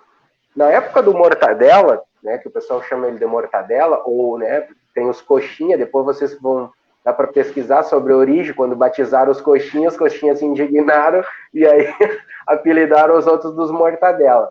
Mas na época do governo do Mortadela, né, que é o que tu tá falando aí, né, questão do gás, essas coisas, subia, mas ela tinha eu digo, um modus operandi, ela subia de acordo, né, a parte econômica com alguma coisa. Ela tinha um parâmetro para ter a suba. Não é como hoje. O dólar, por exemplo, hoje, o dólar tá uma coisa... Para quem que é bom o dólar alto, né, e eu até me surpreendo como é que o Mortadela conseguiu lidar com isso, porque tu lidar com um dólar médio, né, porque na época do Mortadela ele conseguiu deixar o dólar médio, não deixou alto e também não deixou lá embaixo. Ele conseguiu deixar num patamar bom. Aí ele agradou aos, né, aqueles que, por exemplo, que mandam as coisas para fora porque tá bom o dólar, e agradou também quem comprava as coisas para cá, para dentro, em dólar, a indústria, enfim. Ele conseguia agradar. Hoje não. O dólar disparou. Para quem que tá bom o dólar? Aí, como tu falou agora, um exemplo. O Brasil é um dos maiores produtores de alimentos, seja o que for, arroz, soja, enfim. E o povo passa fome. Por quê? Né, agora, eu vi uma notícia esses dias que tá a produção de soja um absurdo. Vai querer me dizer que essa soja vai ficar aqui, né, ou vou mandar para fora com dólar não. Olha o risco, olha só. Lembra daquela situação lá primeiro do cara falando mal da China, né? Fez até a piadinha lá da turma da Mônica, né? Colocou os personagens da turma Mônica, né? E até mesmo não pode dizer nem que foi ministro aquela coisa, né? Que além de racista, tudo que de ruim, né? Incompetente, não sabia nem escrever, né? E aí, né? Fez a piadinha, abalou lá um pouquinho o negócio com a China. Aí entrou um outro, né? Fez outra crítica com a China. Mas sabe-se que a maior parte de todos os alimentos, né, os produtos que saem daqui do Brasil, quem é que é o maior comprador do Brasil? A China. Aí estavam falando mal da vacina da China. Olha o que aconteceu. Não queriam comprar a vacina da China de jeito nenhum, que é comunista. Não, a China não dá para comprar, não vamos, vai virar jacaré. E aí, cara? Olha só, o povo morrendo, e aí dizer depois, né? Olha só como é mentiroso, né? Essa coisa que tá aí, né? Mentiroso ainda, né? Dizer que sempre apoiou a vacinação, sempre apoiou, né, o uso de máscara, né? Então, mas só para dizer assim, ó, em relação a esse mercado, né? Tu exporta, né? E ao mesmo tempo, né? Tu desdenha hoje. Tu não tem nem relação, né, com o comércio lá fora, tu não sabe dialogar, né, tu não tem nem mais educação, né? Antigamente tinha isso, né? Para tu até ser um diplomata, tu tinha que ter educação, a primeira coisa, tu tinha que ter um nível. Nem isso não tem mais. É que aquilo que eu te falei, é que as pessoas não sabem o que se passa lá por trás dos bastidores. Eu vou dar um exemplo da época do Mortadela. A época do Mortadela, a parte econômica, que existiam grupos econômicos, que é isso que tu está falando, né? E vão lá ou mandam para fora o produto ou também compram de lá as tecnologias, enfim, essa coisa. Na época do Mortadela, existia esse grupo que foi ao poder. E esse grupo que está aí hoje, econômico, que talvez fosse até da época do Mortadela também, o que ele pensa? Como eles têm um cara, vamos dizer assim, um burro no governo, é mais fácil de tu manipular, né? É mais fácil. Para a parte econômica, né, no caso, para essa galera mais ferrenha, está sendo maravilhoso. Porque num primeiro momento ele cometeu essas gafes, como tu falou, os caras devem ter ficado louco com ele, devem ter ficado... Né? Pô, o cara falou mal da China, um dos maiores, né? Vai vender para quem então as coisas, né? Então, num primeiro momento, esse grupo deve ter ficado doido, não imaginavam que o cara era tão ignorante, assim, burro, até imaginavam, vamos botar esse cara, vamos, né, investir para que chegue ao poder, porque depois a gente vai conseguir né, contra, só que eles não imaginavam que o cara tivesse esse discurso assim tão chulo, né, uma coisa que nem tu falou, né, para o cara antes para chegar lá nos países, para estar no meio, vamos dizer assim, tanto do setor econômico, né, no meio, vamos, né, esse pessoal que coordena, vamos dizer que coordena o mundo, tinha que ter um certo posicionamento, uma certa postura, não é qualquer um que chega lá, né, o Mortadela mesmo, faltando um dedo, pobretão, nordestino, ainda conseguia, né, bebum, como ele chama. Igual para igual. Exato, ele tinha, nesse momento ele conseguia fazer isso. Depois o que ele fazia fora da vida dele, lá nos bastidores, era outra coisa. Mas nesse momento, quando se tratava de economia, de relações internacionais, o cara conseguia manter isso. Então, havia essa troca. Só que hoje não há mais isso. Com o dólar nesse patamar que tu fala, quem é que está ganhando com isso? Né? É isso que a gente acabou de falar. Então, vai se produzir soja, vai uma safra recorde, mas quem é, para onde que eles vão vender essa soja? A maior parte, vamos dizer, a soja mais top, a coisa, para onde vai? Para onde vai? Vai para fora, para o estrangeiro. Sou contra isso? Não, não sou contra, sou a favor. É dinheiro que entra dos produtores, enfim, eu só sou contra esse modus operandi. Um país que detém, né, um dos maiores produtores de alimentos das diversas áreas aqui, se eu for falar as áreas de alimentos que o Brasil produz aqui, e não só alimento, mas vamos focar no alimento, porque o alimento, porque um povo passando fome, é sinal que não há alimento, né? Nem a guerra, quando há guerra, por que as pessoas passaram fome na Alemanha, na Inglaterra, em outros países? Porque não tinha comida, faltou, não existia comida. Mas o nosso caso é o contrário, a gente tem demais até, só tu ir, vai nos restaurantes aí, para tu ver o que sobra de comida, e os caras também criam leis, que os caras não podem nem doar aquela comida, ela tem que ir pro lixo. Aqueles caras que têm um senso mais, eu digo, mais humano, não estão nem aí, eles conseguem de uma forma ou outra embalar a sobra de comida e dão para as pessoas, certas pessoas que eles já têm ali, passa no final que eu te dou, eu já trabalhei em restaurante, eu sei, não pode, mas eles fazem, porque dá dó de botar. E aí, né, tem lugares que os caras põem produtos químicos já para os caras não comerem aquela comida, então o que sobra de comida que vai fora, eu estou falando da pronta em restaurante e não se pode doar. E aí, e essa comida que a gente está falando dos nossos produtores, que é em abundância, e aí se torna caro. Por que se torna caro? Porque aí eles vão alegar para ti, porque choveu, porque teve uma tempestade. Aí quando não tem tempestade, não teve nenhum fator climático, é o dólar. Sempre vai ter um empecilho para a comida ser cara. Quando se tem um governo que não é o governo do Mortadela, porque o governo do Mortadela é parecido com as ideias do Leonel Brizola. Se tu for ver, eu digo, se o Leonel Brizola tivesse chegado a ser um presidente da República, teria acontecido a mesma coisa que aconteceu com o Mortadela. Iam dizer que eles iam se encarnar na figura do Brizola, né? E aí eles iam apontar 500 mil defeitos, iam depor ele, iam fazer qualquer negócio. Por quê? Porque quando tu não governa, eu uso o nome elites, né, para o grande capital, quando tu não governa para essa gente, quando tu começa a querer dar educação básica, começa que o homem do campo vá, estude e depois volte, começa a investir no pequeno e médio, seja produtor rural ou empresário, micro e pequeno, quando tu começa a dar atenção para essa gente, quando começa a querer que as coisas do Estado comecem a se modernizar, começa a querer fazer concurso, porque o governo do Mortadela, querendo ou não, ele modernizou tudo isso, que nem tu falou. Eu cresci, né, e me falavam que a dívida que o Brasil tinha, eu estudei isso, era impagável, nós ia ficar escravo pro resto da vida do FMI, eu me lembro disso, não tinha como pagar, era uma coisa impagável. E dizia, eu vou ser, né, tu vai morrer, Orlaia, teus filhos, e nós nunca vamos pagar essa dívida. Então, e a gente depois acabou pagando, né? Então, o governo do Brizola, como governador do Rio Grande do Sul, eu trouxe para vocês algumas coisas que ele fez, tem muito mais ainda. Né? Ele foi um governo que fez a diferença, e quando começa a fazer a diferença e governar, né, e as coisas devagarinho começam a entrar nos eixos, e tu as pessoas começam a ter mais comida na mesa, poder aquisitivo para começar a gastar, porque isso é uma roda, as pessoas não se dão conta, porque quanto melhor tu ganhar, mais tu ganhar, porque eu não sou contra o sistema que está aí, eu sou contra essa forma selvagem que ele está aí, desse jeito, que é o que a gente conhece, esse modus operandi aí, né?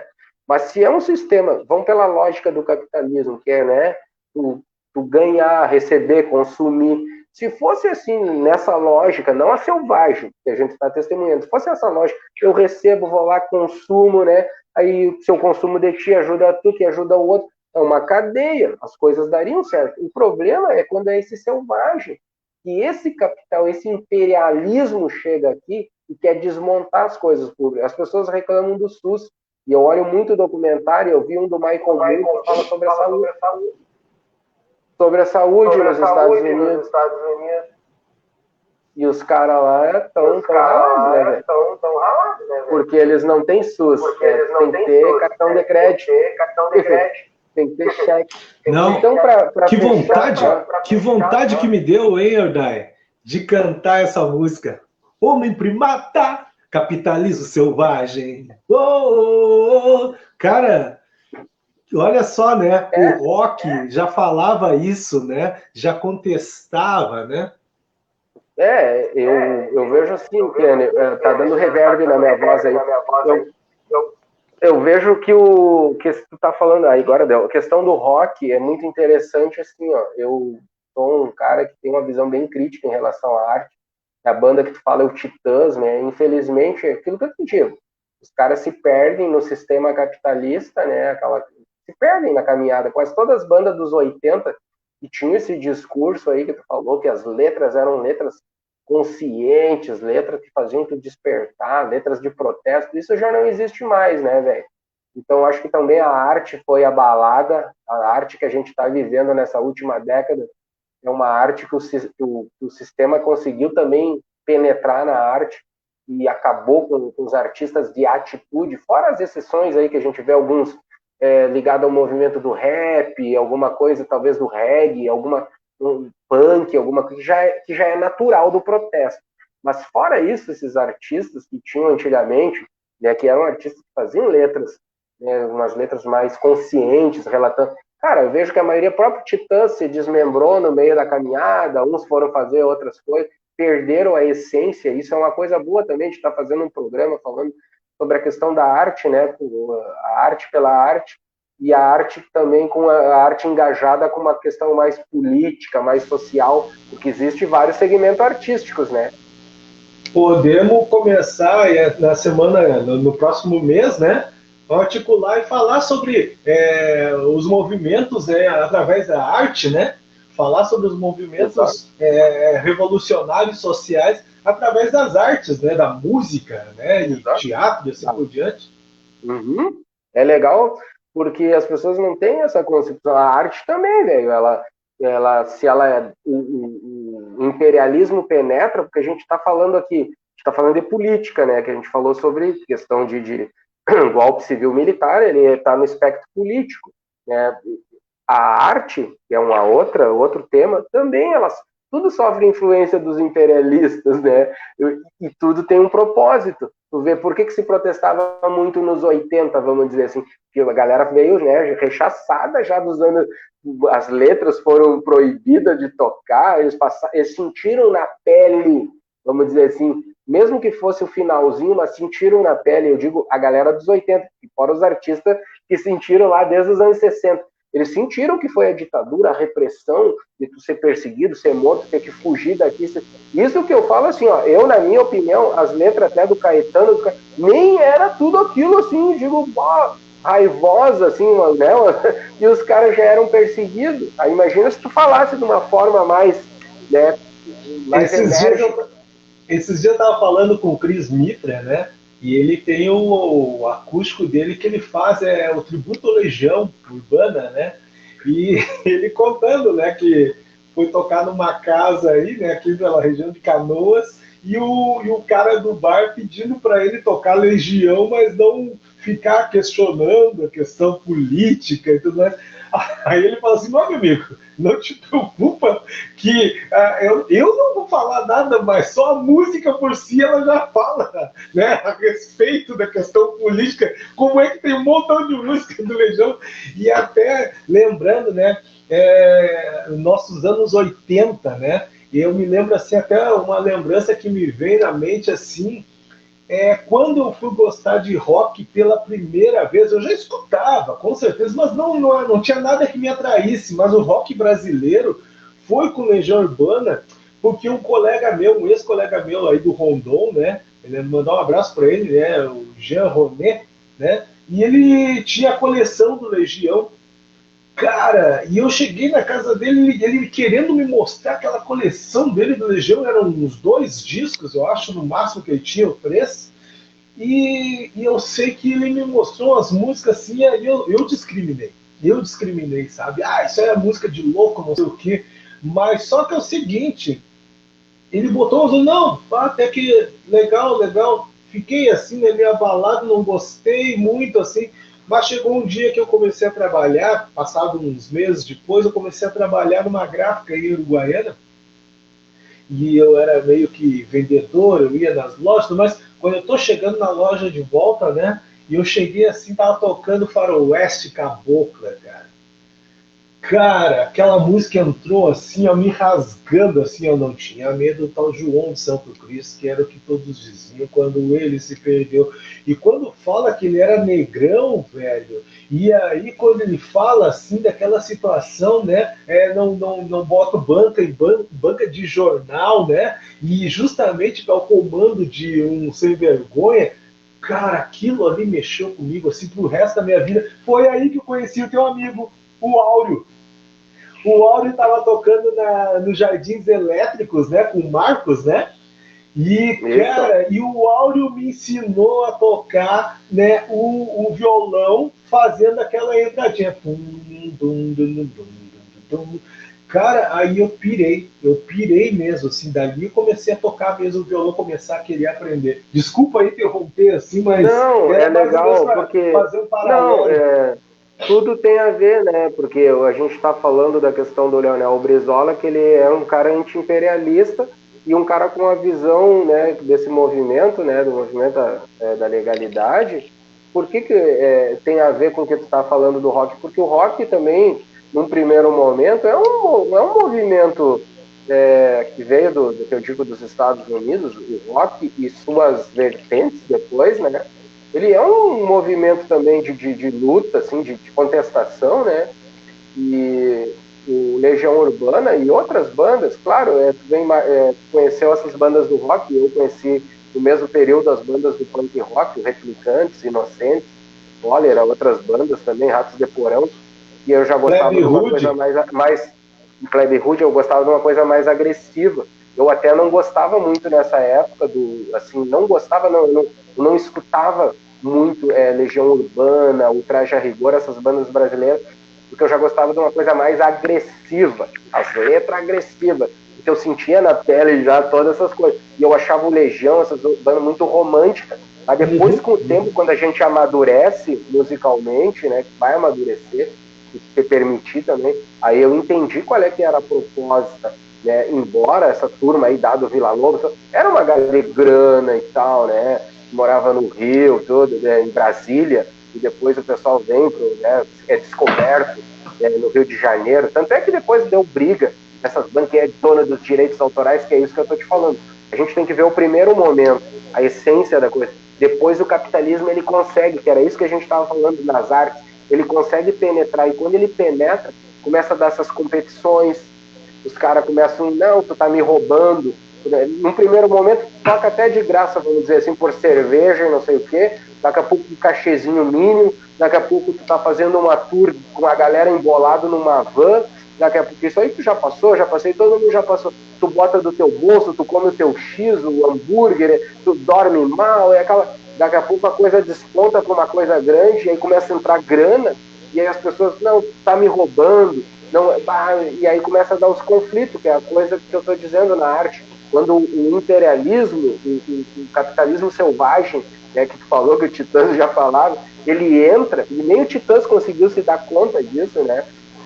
Quando ele entra no meio artístico, ele destrói, aí tu perde a essência, porque daqui a pouco não é legal tu tá falando, o teu produtor diz, cara, não é que tu falou agora do bar aí, né? Não é legal, cara, se tu for, faz uma versão acústica, fala uma coisa, tu até pode falar de política, mas fala numa linguagem que o povo não vai entender, bota umas frases bonitas, usa uma retórica e pega umas coisas, né? Que nem o México, os caras, as idiosincrasias do homem moderno que vivem quebrando paradigma. Pô, o cara, mas que legal, bonito isso, verdade. Ele tem que procurar no dicionário. Os nossos músicos, os nossos artistas começaram a entrar nessa onda. Em vez de se fazer entender, e aí, questão de produção, né? Tinha aquele jabá do Chacrinha, que estragou todo mundo acha que ele ajudou, mas eu, no meu ponto de vista, ele estragou o costume. Ele tirou a essência das bandas, porque para trocar nesses programas tu tinha que ser moldado, né? Tu tinha que ter todo, né, uma forma de se apresentar na frente do meio de comunicação de massa. Como é que tu vai chegar lá metendo pau no governo? É feio, isso não dá. Então descaracterizou. Então é legal a gente falar sobre essa questão artística e trazer vários artistas aí. E eu sei que vai dar um debate bom, porque tem uns que defendem a arte pela arte. Eu não sou contra, porque existem correntes artísticas dentro da arte. Eu que defendo a arte com engajamento político-social e revolucionário, um meio libertário. Eu acho que a arte, para mim, ela tem que ser libertária, ela tem que abrir a mente. Mas esse é o Ordai. Aí tem um outro segmento artístico que acho que não. Ordai. É o seguinte, assim, ó. Semana que vem ainda nós vamos falar sobre o último tema da ditadura, que aí a gente vai falar... Operação Condor. Vamos falar da ditadura na América Latina, né? Chile, Argentina, Uruguai. Operação Condor. Mas aí o que nós vamos fazer? Na outra semana a gente já entra falando, né, dos movimentos artísticos. Vamos começar com o Woodstock? Podemos? E aí tem bastante pessoa aí que viveu isso aí, é legal tu tá trazendo aí. Porque aí se a gente falar de Woodstock, a gente também consegue colocar a questão política também, né? Porque até mesmo da questão da Segunda Guerra Mundial, né?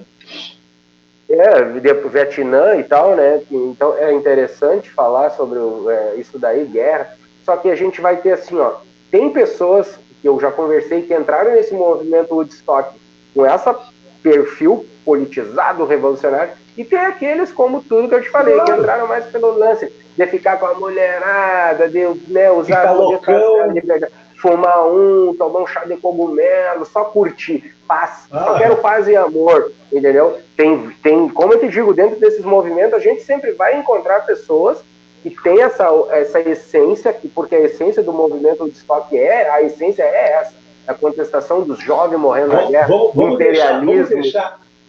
Vamos deixar para falar sobre isso quando a gente começar. Beleza. E para os finalmente aqui. Aqui já estou finalizando, né? Está faltando o golpe militar no Rio Grande do Sul, né? E a questão da... Não, aí a gente fala na semana que vem. Eu só vou fechar aqui com o Leonel Brizola, né? Que é a questão anti-imperialista, né? Então, assim, considerando que o Goulart, né, João Goulart, ele teria condições de assumir a presidência sem concessões, entendeu? Só que o Brizola foi contra a adoção, porque eles criaram um sistema parlamentarista quando eles não estavam. Aí, nesse período, se criou até um sistema parlamentarista, né, e se votou, né? E aí, em novembro de 61, né, o Brizola foi um dos articuladores da Frente Nacional de Libertação, que é a FNL, essa, né? Ela foi organizada... qual era o objetivo da FNL? Frente Nacional de Libertação, né? Era congregar, juntar as forças políticas anti-imperialistas. A gente falou aí, né? Que ele conseguia passear por Paraná, Santa Catarina, Goiás também, disse que era favorável, estava junto com o Brizola, e esse negócio ia se espalhar, velho. Então, por isso que os Estados Unidos, ele já tinha, a gente falou, né, agentes infiltrados da CIA há muito tempo, infiltrado em várias coisas, principalmente nesse pessoal desses movimentos comunistas e tal, sempre tinham lá dentro infiltrado, né, para saber como é que estava a coisa, o que estava no... Isso daí está lá documentado. Depois que o John Kennedy morreu e outros, eles abriram os documentos, né, muitos brasileiros que foram pesquisar, fazer teses de doutorado, e quando pegaram esses documentos, eles vão lá e abrem esses documentos e estudam, pesquisam sobre essa questão, como é que foi essa questão da ditadura militar no Brasil, questão da implementação do neoliberalismo, na época do Ronald Reagan. O pessoal vai dar essa pesquisada porque se abrem, né, os documentos e aí consegue entender um pouco disso. Então, os governos imperialistas sempre tiveram de olho aqui sempre foi o quintal. O Brizola dizia que a gente era um quintal deles aqui, né? Então, assim, a FNL, a Frente Nacional de Libertação, né, A finalidade dela era juntar essas forças políticas anti-imperialistas. E assim, ó, o que o Brizola tinha como objetivo, né? Ele queria se libertar desses espoliadores, que eu digo da miséria, do atraso, né? Do latifúndio e da exploração. Essa era uma frase dele, assim, que eu achei bem legal, assim, para finalizar, né? Ele falava assim que os objetivos da FNL era libertar-se dos seus espoliadores, da miséria e do atraso. Do atraso, olha só do que ele fala, do latifúndio e da exploração. Esse é um pouquinho, né, sobre o que foi, né, essa luta, porque, na verdade, esse movimento, né, o movimento que a gente colocou, o movimento da legalidade, é legalidade porque a Constituição garantia de uma forma legal, né, que o presidente da República teria que assumir, né, o vice se ele não estivesse, né, e aí só que os militares, né, achavam que não. Então aí se criou esse movimento, mas muito além disso, eu digo assim que a síntese mesmo do movimento, né, a origem, a ideia dele mesmo é muito além disso. É isso aqui que o Brizola falou. A essência do movimento é libertar-se dos espoliadores, da miséria e do atraso e do latifúndio e da exploração. Por isso que ele criou essas reformas de base, reforma agrária, investiu em escola, tudo isso aí que eu listei para ti quando ele foi governador, que ele criou, né? Tinha mais coisa, daria para falar muito mais. E a gente vai estar falando, então, semana que vem, do golpe militar no Rio Grande do Sul, tá? Eu já quero colocar de antemão, assim, ó, que os documentos para se falar sobre a ditadura militar no Rio Grande do Sul é tudo recente. Tá? Em 2012, no governo dos Mortadela com a Dilma, que se abriu esses documentos. Então, a recém que está surgindo coisa. Né? Daqui a pouco vai ter historiadores, enfim, outros pesquisadores, que vão falar um pouquinho como é que foi a ditadura militar em Erechim, em Porto Alegre, em Canoas, em Uruguaiana, e não sei aonde, entendeu? Porque está se abrindo. Então vai depender muito de quem pesquisa. Um campo vasto de pesquisa, se as pessoas se interessarem, se tiverem, né, esse interesse, muita coisa daqui para frente vai surgir. Livros, documentários, vai surgir muita coisa. Então tudo é recente, né? E eu acho assim, Kenny, para finalizar, que tudo isso é recente e ainda há gente com tudo recente, que cara, poucos anos atrás ocorreu isso aí. Tem gente querendo que volte isso. Não dá para entender. Então, por isso que é bom voltar na história, porque é recente isso. Não é uma coisa assim que foi do século passado, né? Uma coisa de 100 anos atrás, 200 anos atrás. Não, é recente. E tem gente ainda com esse pensamento querendo trazer de volta. Né? Que a gente vai falar que foi, sim, foi um ano de chumbo. Os caras foram mortos e vocês vão ficar assim, estarrecidos com o que houve na Argentina, assim, ó, o negócio foi... E a escola dos argentinos, uruguaios e paraguaios é o Brasil. Eles tiveram treinamento do Brasil. Claro que vinha gente... né, o brasileiro, em termos de tortura, ensinaram eles, vamos dizer assim, né, como se torturar, só que lá os caras aplicaram ao extremo, assim, o negócio. Né, que aqui a gente já falou isso, que teve os professores da Argélia e da França vieram aqui, né, treinar o pessoal encarregado de torturar as pessoas contrárias ao regime. Né? Tudo doente. E eu acho legal assim, também que a gente vai falar semana que vem que esses países foi, vamos dizer assim, vamos botar entre aspas, foi tardio o golpe militar aí na Argentina, Uruguai, no Paraguai. O Paraguai não dá para falar porque já vivia uma ditadura bem antes, mas não tão ferrenha como nesse período. Mas a Argentina, principalmente o Chile, né, que foi a partir dos anos 70 ali, ó, é uma coisa que foi bem recente, né, e olha só, foi recente e também depois, para julgar essas pessoas, eles foram rápidos. Lá se puniu, cara, quem fez essas atrocidades com as pessoas, foram julgados, foram condenados, tem gente que foi condenada a prisão perpétua, muitos fugiram do país, foram capturados fora do Brasil. E o Brasil até hoje, velho, não se julgou ninguém. Aí é que tá, né, o pulo do gato. Nesses países, praticamente todos foram punidos, né? E aqui no Brasil, até aqueles que não foram punidos, até aqueles que tiveram uma participação, mesmo que de longe, estão no poder hoje. Olha só. Sim, quem é que está voltando e chamando para levantando essa chama, né? Muitas vezes até aqueles que participaram de torturas, participaram sim, né, do genocídio que houve aqui no Brasil, estão no poder. E ainda afirmando, né? Até mesmo fizeram campanha também, né? Dizendo que tinha que ter matado mais gente. O Bozo não participou, que eu digo diretamente, porque não era ainda. Não diretamente, mas ele. Mas fez campanha. Tipo, o Mourão aí, por exemplo, participou lá. Tem outros generais que dá pra Os outros falar. Generais também, tem outros lá também, né? E ele deu aí, cargo. Sim, e aí, né? Olha só, né? Vamos falar de Deus e família, né? A marcha de Deus e família. Olha só, apoiar pessoas... Deus, pátria e família.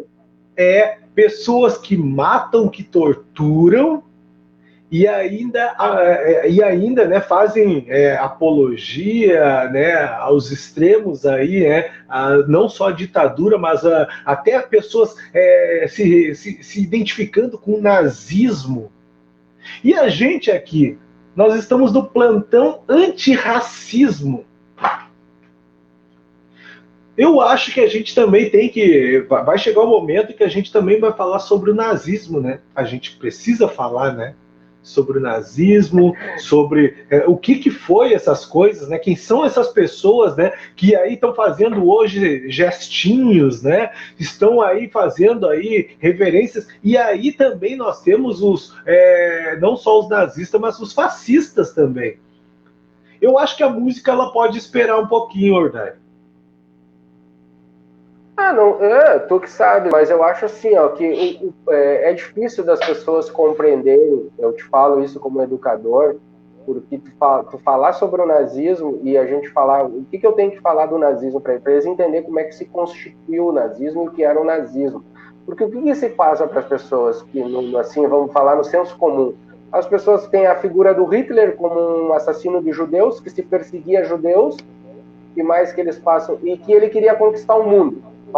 Né? E aí é isso que as pessoas têm, mas assim, o que está por trás do nazismo mesmo, nunca se destrincha isso, nem na própria escola, é a coisa superficial, e é difícil das pessoas entender, porque as pessoas não conseguem fazer essa relação, que além de dominar o mundo, questão do domínio, porque o cara a Alemanha sofreu com a Primeira Guerra, colocaram certos embargos neles, né? Proibiram de várias coisas, os caras passaram miséria, né? Então eles ficaram proibidos de fazer muita coisa. Então eles sofreram com isso, né? Com essa questão desse apartheid aí, vamos dizer, e uma vigilância muito forte aí, tipo a França e os ingleses cobravam altos tributos, enfim, vamos dizer que a Alemanha eles tratavam a Alemanha como uma colônia, vamos dizer assim, né? Depois da Primeira Guerra Mundial. E aí surgiu essa figura aí do Adolf Hitler, que então era um militar e tal, cabo, e aí vem construindo, só que ele sabia que a única forma de chegar ao poder é através da política, que é isso que a gente vive falando aqui. Então aí vai se constituindo, o próprio partido nazista já existia antes dele, ele só foi dar uma fomentada. Mas o que o cara faz que deixa, assim, que eu vou dizer, a coisa se tornou mais, vamos dizer assim, mais radical, quando ele criou aquela guarda, dele, pessoal, que é a linha SS. Quando ele cria aquele grupo ali, aí sim, e aí começa a entrar essas ideias. Então ele eliminou todos os opositores, que também faziam parte do partido nazista, só que ele traz essa nova versão, e aí ele cria uma guarda com aquele perfil. Por isso que eu te digo, eu não posso assim dizer, o Bozo está querendo criar o nazismo. Não, ele pega algumas, vamos dizer assim... Alguns elementos. Ideias, alguns elementos.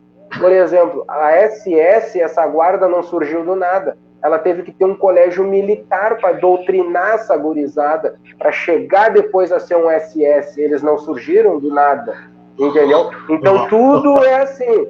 entendeu? É tudo, como tu diz, alguns orquestrado, bem pensado. O Hitler trabalhou muito essa questão que tu está falando religiosa, né? Deus, não sei o quê, né? Então ele vai lá e pega, né? Porque a Alemanha também tem muito da questão do movimento luterano lá, né? O movimento que diverge do movimento católico, entendeu? E a questão também da raça, né? Vai depois na questão da eugenia, da raça, da eugenia, né? Que vai na raça. E também a culpa da Alemanha ser o que era ali depois, né? Era essa miscigenação e a culpa também do mundo dos judeus de estar virado de cabeça para baixo é dessa miscigenação de raça. Os judeus, aí é que tá. Não era a questão da raça de ser judeu porque matou Jesus Cristo, não é isso. Era a questão porque os judeus ricos que estavam na Alemanha, dono de banco, dono de joalheria, de ouro, do poder, eram judeus. Então ele se encarnou nos caras por causa dessa questão aí. Não pela questão, mataram... Ele usou, um certo tempo, os judeus foram responsáveis pela morte de Cristo, porque é aquilo que eu te digo, ele tenta cooptar vários segmentos que ele vai agregando. E aí se trabalhou essa questão dos judeus nesse sentido, porque eles eram explorados por judeus que nem eram alemães, tá? E eram os donos dos bancos, eram o dono da questão financeira dentro da Alemanha. Então ele usa isso também, entendeu? E tem outras coisas também que são usadas, de ter uma indústria própria, das armas. Por que os outros tudo se armam? É que nem hoje, tu questionar por que os Estados Unidos podem se armar e o Brasil não pode, ou outro país, entendeu? A mesma coisa eles se questionaram. Então, o nazismo, ele surge de muita coisa. É um programa aqui para todo ano nós falar aqui. Sim, fascismo mas na Itália... aí tem o fascismo também de Mussolini, né? Também vem na mesma ideia, vamos dizer assim, né? Uma cópia, vamos dizer, do nazismo, do Adolf Hitler, a mesma coisa, né? Com essas ideias aí. Só que lá, por que na Itália não fica essa divergência, que começaram a divergir? Já começa na questão religiosa, né? A Itália, como tu sabe, é o berço do catolicismo. A Alemanha é berço do protestantismo. Então, aí vai dar essas divergências, entendeu? Então, por isso que também não foi muito à frente. Depois também não teve o apoio do Hitler no segundo momento da guerra, quando a guerra o bicho pegou mesmo, as tropas nazistas saíram. Mas teve outros países também que o Hitler usou de poloneses no exército dele, de outros que também acabaram simpatizando com o movimento nazista. Eu acho que tu falar da arte é legal, porque hoje tu tem elementos para falar da arte nesse sentido que tu me questionaste aí agora há pouco, e eu te questionei. Por que a arte de hoje, século XXI, não tem esse caráter? E hoje ela teria que ter, porque está um prato cheio. Olha o que está acontecendo. Era para ter artista, né? Quer dizer, existe os artistas, não estou dizendo que não existe, só que eles não estão tendo essa expressão, né? Onde é que estão as gravadoras, os produtores hoje não querem, porque muita gente diz, não, mas hoje tem a internet. Mas, cara, quem está usando Spotify, coisa, ninguém quer escutar, porque essa geração que veio agora, vou botar de 20 anos para cá, ela não foi, vamos dizer assim, doutrinada a escutar a música que faz pensar a música com uma coisa, um viés crítico, um viés libertário. As músicas de 20 anos para cá, essa coisa que eu te disse, melosa, é música, o que se vende muito da música? Música para dançar, Nessa época que a gente falou dos 80, que tu estava falando do Legião, os caras dançavam com o Legião Urbana, que tinha as reuniões dançantes nas casas. Eu estou pegando o Legião que tu me deu um exemplo, mas tem outros, tá? E dançavam e ao mesmo tempo escutavam a letra. Era uma dança com a letra na mente, aquela forma de ser rebelde, aquela coisa de contestador. Hoje não. Hoje se criou a música para dançar, se tu botar uma letra que tem esse cunho mais crítico, mais libertário, as pessoas nem escutam, né? Mas se tu botar uma música que tem um peso na guitarra, que suje a guitarra, ninguém quer. Hoje a coisa que se vende é esse.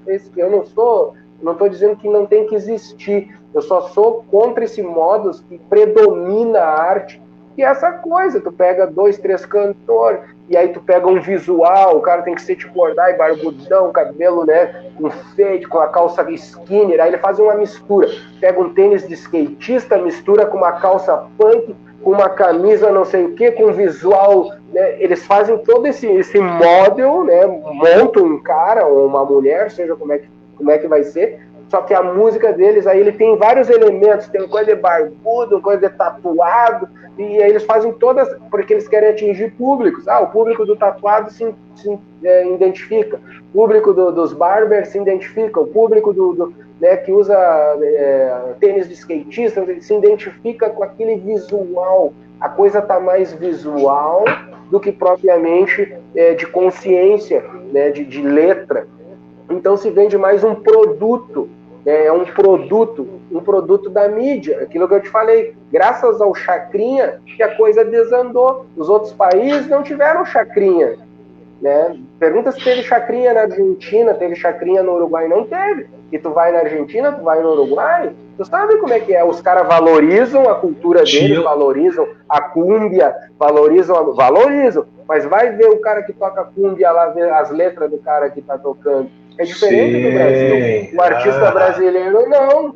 O artista brasileiro, se tu disser que gosta de rock, o cara já te diz que rock não é coisa de brasileiro. Aqui no sul que a gente mora, um movimento tradicionalista, em vez de dizer que tu gosta de heavy metal, de punk, de rap, os caras já te olham com os olhão desse tamanho. Mas na Argentina, no Uruguai, não tem isso. Até porque quem canta essa música mais nativista, ele tem um cunho já mais crítico, libertário. Eles não fazem música que eu pedi, porque lá não teve o Chacrinha, como eu disse, lá não teve o Abelardo Barbosa. O Brasil teve isso, e aí, infelizmente, a gente se deu mal. E aí, com o Abelardo Barbosa, se vendeu da Bahia, né, a Ivete Sangalo, aquele coisa, e se esqueceram dos outros elementos que existem na Bahia. Rio Grande do Norte, que é um berço do reggae, nunca não se fala, né? Os outros elementos eles esqueceram, então se vendeu muito essa coisa de Daniela Mercury. Tu falar em Bahia hoje, os caras vão te falar Daniela Mercury, é aquela turma ali, porque é o que passa na Globo. Se eu falar em samba para ti, ou para as pessoas que são mais de raiz, o samba de raiz não aparece na Globo, né? Aparece um que outro ali, um artista, né? Talvez Alcione, porque a mulher se consagrou mesmo, então eles são obrigados a empurrar ela. Mas pega aí o Seu Jorge, aparece outros grupos que a gente vê mais modernos, que fazem sambas mais críticos, falando da realidade. Então, não aparece, velho. Vamos então começar então depois da semana que vem, né? No mês que vem a gente começa com para a gente falar sobre música, né? E assim, até me lembrei aqui, né? Eu estava lendo sobre o Bezerra da Silva, né? E também vi um documentário dele, né, cara? Assim, ó, o cara era um gênio, fantástico, e ele protestava ainda nas músicas dele, mas e até mesmo um samba assim, malandro, mas a malandragem inteligente, intelectual, que não precisa estar dentro de uma academia, né? E infelizmente isso se perde também, sabe? Né? Mas isso aí vai ser um assunto bem longo, a gente vai ter bastante oportunidade. A gente vai falar sobre questão artística, e é importante que tu traga artistas aí para estar 2, 3, porque é legal isso, né? Por exemplo, eu e o Lúcio HC compartilhamos da mesma ideia. Então, mas tu tem que trazer um outro diferente, entendeu? Com uma outra visão, vamos dizer assim, que pense dessa forma que eu te falei, e acha que a arte é para ganhar dinheiro. Eu não tenho compromisso como artista em estar fazendo denúncia social, denúncia, né, me envolvendo. Não, em política eu não me meto, né? Tem gente do meio artístico que pensa assim, mas eu já penso diferente. Eu acho que pelo menos os artistas que eu tenho referência, as minhas referências de artista são pessoas que tem essa atitude, foi o que me levou a ser um artista, a procurar a música, o teatro, o cinema. Teatro tem 500 peças de teatro, cinema tem vários atores, vários diretores, mas eu me identifico sempre com aqueles que trazem aquela temática mais crítica, mais histórica, porque tu tem um leque de opções para... Vou só citar um exemplo. Vou citar só um exemplo, né? Qual era o objetivo da Califórnia, da canção nativa de Uruguaiana, no seu primeiro momento, no seu primeiro molde, né? Então, para quem, eu já conversei sobre isso. para quem não sabe, né, a Califórnia também ela nasceu com esse rito também, né, de louvar também as coisas do campo, da terra e principalmente a questão camponesa. Eu acho assim, ó, eu fiz um debate sobre isso esses dias. Eu acho que num primeiro momento, quando se criou a Califórnia, se juntou o Kenny, mais o Lúcio HC, mais a Sami, mais não sei quem. Vamos fazer um festival? Vamos. Convida a galera, vamos. Aí começou assim. Só que o Lúcio, o Kenny, a Sami, eles têm um viés, uma coisa mais crítica. Então, no primeiro momento, é isso. Só que a coisa a gente faz aí, num parque aí, meio fechado, com os amigos que trazem umas barracas e a coisa vem crescendo. No outro ano cresce mais, no outro ano cresce mais. E aí a coisa vai tomando... Nunca ninguém se... eu penso assim, que o Pomar, quando criou a Califórnia, diz assim, não, vou fazer um evento, vai ser assim, as letras têm que ser assado, nós vamos lá para Pastoril e vai... Não, a coisa foi indo naturalmente. E os artistas dessa época, como tu tá falando, da música nativista, e tem que fazer essa distinção, porque música de CTG para dançar, para bailar, é uma coisa, e música nativista é outra coisa completamente diferente. Os artistas dessa época, muitos sim, tinham essa postura, essa coisa crítica que tu tá falando, do homem do campo. Ah, vou escrever sobre o homem do campo, o sofrimento dele lá no campo, as alegrias dele, as dificuldades do homem do campo, e quando ele vem para a cidade também vou escrever. Tanto é que eu, no meu ponto de vista, as melhores canções da Califórnia são essas, com essa pegada aí mais crítica, né? As primeiras, do Barbará, uma que faz uma história aí de Porto Alegre, que ele faz, né? Do jogo do Eles osso, se encontram no cais do Porto pelas calçadas, fazem biscates pelos mercados, pelas esquinas. Não, e o que era, entendeu? Também Aí tu pega esse início, tá? E aí tu vai vendo a Califórnia. E aí eu vou entrar de novo com o seu Brizola. Mas o Brizola entra em todas. Quando entrou o imperialismo na Califórnia, a coisa começou a mudar, porque aí perdeu o caráter popular. As letras, já começaram os jurados a ser fulano, beltrano, o cara já não gosta muito de letra crítica dele. Aí começa já a ouvir, não, aquele músico é bom lá na gaita, ele já começa a ver a arte com outra coisa. Ele já não começa a ter esses olhos num primeiro momento. Com produto de venda e de lucro. Entendeu? Não, mas se botar essa letra não vai vender bem. É melhor, vamos escolher. Até vamos botar uma a mais popular, né? Mas é aquela coisa para agradar a todos. Mas começa a ver os próprios artistas que vêm chegando, a nova safra também já não tem esse comprometimento mais crítico como esses os primeiros compositores e intérpretes da Califórnia. Né? Começam a fazer uma música, que eu digo uma música não tão crítica, né? Tão revolucionária, já perdeu esse caráter inicial. Mas entendeu? Só que aí posso falar contigo também. Eu posso falar do carnaval, tu viveu isso? Sim. Até os 90, era uma coisa popular, era, né? A madrinha da bateria era uma negra, né? O cara que comandava lá, depois dos anos 90 para frente, quem é que entrou para dentro das escolas de samba de Uruguaiana? E há quem diga que o carnaval de Uruguaiana, para mim, morreu, não existe mais carnaval em Uruguaiana.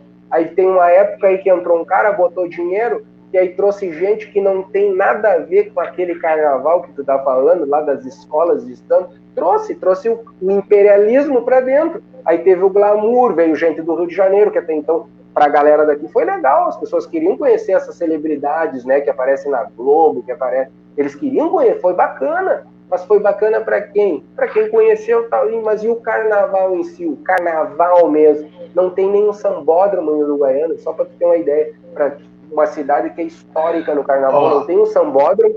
As escolas não têm um museu deles com os troféus contando a história. Não tem nada disso, porque não se valorizou, como eu te disse, a essência do negócio. E aquela velha guarda que poderia estar aí para contar, fazer uma entrevista, já morreu tudo. E os nossos historiadores que não tinham historiadores com essa visão que eu e o pior para deixar isso daí, né? E o pior de tudo, não tem ninguém para lembrar dessas pessoas que eram maravilhosas, que fizeram história, né? Então até para a gente encerrar, tá? Para gente encerrar, eu vou falar assim, lembrar assim, eu até hoje, né? Eu tenho uma lembrança que é da minha infância, né? o nome dessa pessoa para mim é marcante porque foi meu vizinho, foi um amigo dos meus irmãos, né? E eu também, meu amigo também, mas eu era menorzinho, ele já era maior, né? Klebervaldo Pereira dos Santos. Olha o nome. Klebervaldo Pereira dos Santos. Vulgo Leão. Leão Vesgo. Então, cara, assim, ó, era um fenômeno, cara, tinha uma voz, né, uma voz aveludada. Ele ia, para quem não sabe, ele é primo em primeiro grau do Serginho Moá. E ele tinha uma voz até melhor que a do Serginho Moá, mas só que era um daqueles talentos perdidos. E aí, o carnaval, onde ele participava, que era um baita de um percussionista também, né? E também teve sua banda de pagode também. Cara, foi consumindo com essas pessoas, né? Esse carnaval que tu tá falando aí, né? Mas isso aí vai ter muito assunto, muito assunto. E é por isso que eu te dei aquela ideia da gente fazer o Opeitã. O Opeitã é a gratidão histórica, a gente tem que falar dessas pessoas, lembrar, né? Falar que existiram, sim, quem foi o presidente daquela época, né? Quem foi a rainha da bateria, lembrar do sorriso, né? Vão lembrar também da Alice, né? Então, essas pessoas, o Juca tá vivo ainda? O Juca que abria e fechava lá o Santana, né? Também. Cara, são negros maravilhosos que tiveram sua passagem na nossa vida, na nossa infância, na nossa história em Uruguaiana, mas infelizmente essas memórias, né, se perdem porque, né, não tem ninguém para falar, ninguém para muitas vezes não quer nem aparecer também para contar a história dos seus parentes, daquilo que fez, né? E eu acho que é a nossa obrigação também, né? Eu te chamo nessa luta aí, né? Porque essa ideia a gente já vem amadurecendo, mas vamos deixar para a semana que vem aí a gente finalizar a ditadura militar, né? E aí depois a gente começa outros caminhos, vamos falar de música, vamos falar de preconceito, de racismo também, que vai estar dentro da música também, né? Todos esses assuntos que a gente vai abordar, sempre a gente vai falar um pouquinho disso aí. Ordai, satisfação aí. Nossa, gratidão mesmo. Nossa, né? Sempre nós. Semana que vem, então, a gente vai falar sobre o golpe militar no Rio Grande do Sul e a Operação Condor, com muita dor. Falar um pouquinho, né? Falar o que foi. Condor, parece. E aí eu vou falar quem é esse Condor. Né? Não é à toa que eles escolheram esse nome, é um pássaro que tem lá pelo Chile, e a gente vai falar sobre isso. E eu vou me lembrar também, olha só, anos 80. Era anos 80, sim, porque eu era pequenininho ainda. Não, era 85, 86, 87. Saiu um filme, né? Que tu lembra que a gente ia no cinema Pampa, né? E aí tinha outro negro também que cuidava da entrada, lá eu me esqueci o nome dele. O seu Dunga. O Dunga. Seu Dunga era. Ei, que saudade, olha só. O tio Dunga era um lanterninha. Isso, mas só que é o seguinte, a gente também dava umas burladas porque a gente não tinha dinheiro para entrar no cinema, né? E olha só o que acontecia, né? O Dunga, de vez em quando, ele tinha. Uma hora ele estava, outra hora ele não estava, né? Para não complicar também o lado dele, a gente entende isso. Mas assim, para a gente ir no cinema, né? Para tentar ver se ele botava a gente lá para dentro, a gente ficava lá esperando a hora de começar o filme. Depois que todo mundo entrou, ele tomava um lugar ali do cara que pegava os bilhetes, né? E ficava um pouquinho ali pro cara dar uma descansada ou ir no banheiro, e aí ele deixava passar alguma das gurizadas, né? E eu não era tão sortudo assim, mas poucas vezes que eu entrei, e eu entrei num filme chamado O Homem Condor, né? Ou Condor, alguma coisa assim. E, cara, foi uma emoção, assim, pra mim, sabe? Que era tipo, meu primeiro super-herói que eu vi. Mas, assim, ó, vamos contar isso aí tudo nas próximas lives. Satisfação mesmo aí, tá na nossa hora já. Valeu, não adianta, obrigado. Né? Não adianta, né, Ordai? Por mais que a gente bote só um assunto, a gente se envereda 2 horas, né? Levar, né? Tem muita coisa, velho. Isso aqui é como eu te disse, eu vejo isso aqui que a gente faz como um programa de televisão, entendeu?